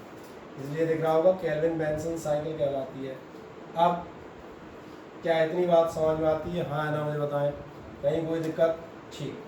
अब ये आपको दोनों के डिफरेंस एक बार हम बताएंगे अगले टर्न पे, इतना आप हल्का सा पढ़ के आएंगे, क्या क्या कंडीशन लगती है, क्या क्या चाहिए, सनलाइट, क्लोरोफिल, कार्बन डाइऑक्साइड, पानी, हम अगले टर्न पे डिस्कस करेंगे। लाइट कितनी चाहिए, कितना क्लोरोफिल चाहिए, कितना क्या चाहिए, समझ आ रहा है। अब ये हमारे आगे के टॉपिक हो रहे हैं, कितनी कार्बन डाइऑक्साइड चाहिए, ऑक्सीजन चाहिए कि नहीं चाहिए। सर ये बोर्ड में पूछ लिया जाता है, छोटे छोटे क्वेश्चन कईयों आते हैं आपके बोर्ड में, आप देखेंगे शुरुआत के क्वेश्चन जो है सब छोटे छोटे आते हैं, और इससे ध्यान जाएगा बोर्ड में हम बता दें, जब आप जाते हैं तो एक 70 से 75 नंबर स्कोर करना बहुत आसान होता है, बट आप देखेंगे 90 के आसपास बहुत कम लोग पहुंचते हैं। कारण समझ आ रहा है, जो शुरू के 10-12 क्वेश्चन है, इसलिए मैं कह रहा था 70-72 नंबर तक आप जो पिछले साल में अपनी क्लास में अपने स्कूल में पूछना, पूरी क्लास करें, सब एक नंबर लाएँ। कितने थे? बोले साइंस में 73, बोले तुम्हारे बोले 71, तुम्हारे बोले 76। समझ आ रहे हो? फिक्स रेंज गिने चुने बताएंगे तुम्हारे कितने थे? बोले 91। वो जो 10-15 नंबर का फासला है वो कहाँ से आता है? समझ आ रहा है? वो लास्ट के इन्हीं छोटे छोटे क्वेश्चन से आता है जहाँ से आपका उद्घाटन होता है। तो छोटे छोटे क्वेश्चन मतलब पिन पॉइंटेड चीज़ें पूछी जाएंगी। छोटे क्वेश्चन में कोई नहीं कहेगा draw the diagram of this, वहाँ तो ये पूछेगा इसमें क्या होता है, आदमी पूछना इसमें क्या होता है, ये याद ही नहीं आ रहा, मुझे पता नहीं क्या होता था। इसलिए मैंने कहा अब तो टाइम है, मज़े से आप पढ़ें, सही ना। तो सारी चीज़ें छोटी छोटी मैंने कहा आपको बताते आएंगे। जो आप स्टोमेटा की बात कर रहे थे वो भी इसमें कहीं पढ़ेंगे। स्टोमेटा के बाद आप बात करेंगे, हम थाइलाकॉइड और मेम्ब्रेन की बात कर रहे थे, ये रही प्लांट सेल, इस पर भी हम बात करेंगे। थाइलाकॉइड क्या वाला होती है, स्ट्रोमा क्या होता है, जो टेंशन आप मत लीजिएगा, हर चीज़ आपको बाकायदा पढ़ाई जाएगी, उसमें आपको कोई चिंता नहीं करनी। बस ये शर्त ये कि आप उसको पढ़ते रहें, ये आपके पास रहेगा, ठीक है ना। चलो 1 मिनट में मुझे अटेंडेंस बता दो, कौन कौन प्रेजेंट है। लगभग सारे प्रेजेंट होंगे ना। मेरा फ़ोन का आया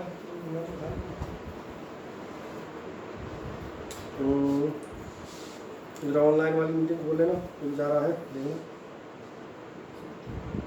कौन कौन है। ठीक है। और ज्योति लास्ट राउंड पे नहीं थी? कौन? नहीं सर, कहाँ थी? तो वो डाटा खत्म हो गया था। डाटा खत्म हो गया है गई लो।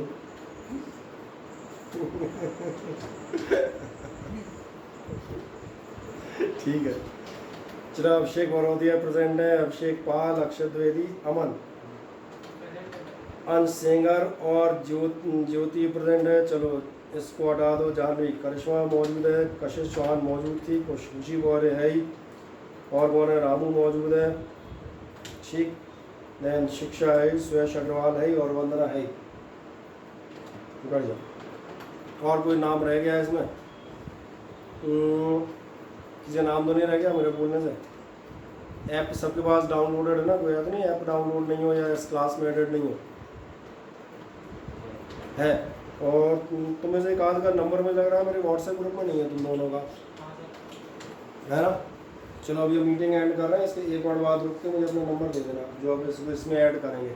या छोड़ो ऐड करना है छोड़ो, तुम तो घर से एक काम करना है, व्हाट्सएप मैसेज कर देना नाम अपना लिख के, सही है ना। तो हम मज़े से ऐड कर देंगे। जो नंबर तुम्हें ऐड कराना हो, पापा का, मम्मी का, जो भी घर में रहता हो नॉर्मली, ताकि कोई मैसेज हम करते हैं या शीट ही भेजेंगे, अभी ये शीट हम दोबारा भेजेंगे, अब तुम ढूंढते घूमोगे। हम कल बात करेंगे हमने शीट भेजी थी, तुम कहोगे कहाँ भेजी भाई। बाकी सबके व्हाट्सएप नंबर एडेड हैं, सभी को मैसेज मिल जाते हैं, किसी कोई नंबर चेंज तो नहीं कराना, सही है ना। ठीक है। तो दोनों में घर जाओगे तो अपने एक नंबर से मुझे मैसेज कर देना। व्हाट्सएप नंबर मेरा तुम्हारे पास होगा कि नहीं है? लिख लो ना एक जन कॉपी में, बताएगा जैसे होगा 942557 वाला है, इस वेब से लेना, कोई दिक्कत नहीं। उस पर क्या मैसेज करूँगा, इंस्टेंट ऐड कर दूँगा। रुको, क्या जो एक्टिविटीज़ है वहाँ चलो, हमने किसी ने छुट्टी की सपोज करो, 2 ग्रुप पे मैसेज डाल के ख़त्म हो जाएंगे, तुम भगते घूमोगे। तो बाकी अब इस बात हम बता दें, चूँकि ऐप सबके हैं, तो अब आगे जो मैसेज वगैरह वो मैं ऐप पे भी डाल देंगे। मैं इंतजार कर रहा था कि सब ऐप डाउनलोड कर लें तो आप उसमें चलने लगेगा। बढ़िया।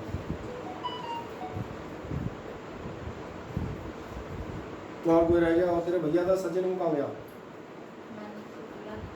हाँ भाई, मैथ है जा रहा है नहीं जा रहा कहीं? मैथ है जा रहा है नहीं जा रहा? अरे मैथ्स इंग्लिश सब जा रहा है, साइंस ही नहीं जा रहा। अच्छा, ऐसा ही सोच रहा हूँ बोले सर के हैं वो अब राउंड को ही करेंगे। चलो यहाँ विराम दे देते हैं आपको, है ना। अगले राउंड पर आज कौन सा दिन है? थर्सडे। तो थर्सडे और अब आप पढ़ेंगे सैटरडे, है ना। संडे को आपका एक छोटा सा ऑब्जेक्टिव टेस्ट रखेंगे, नहीं दोनों का 15-20 क्वेश्चन का पिद्दी सा, ठीक है ना, कोई दिक्कत नहीं। चलो बाल को अब तुम्हारे लिए विराम लेते हैं।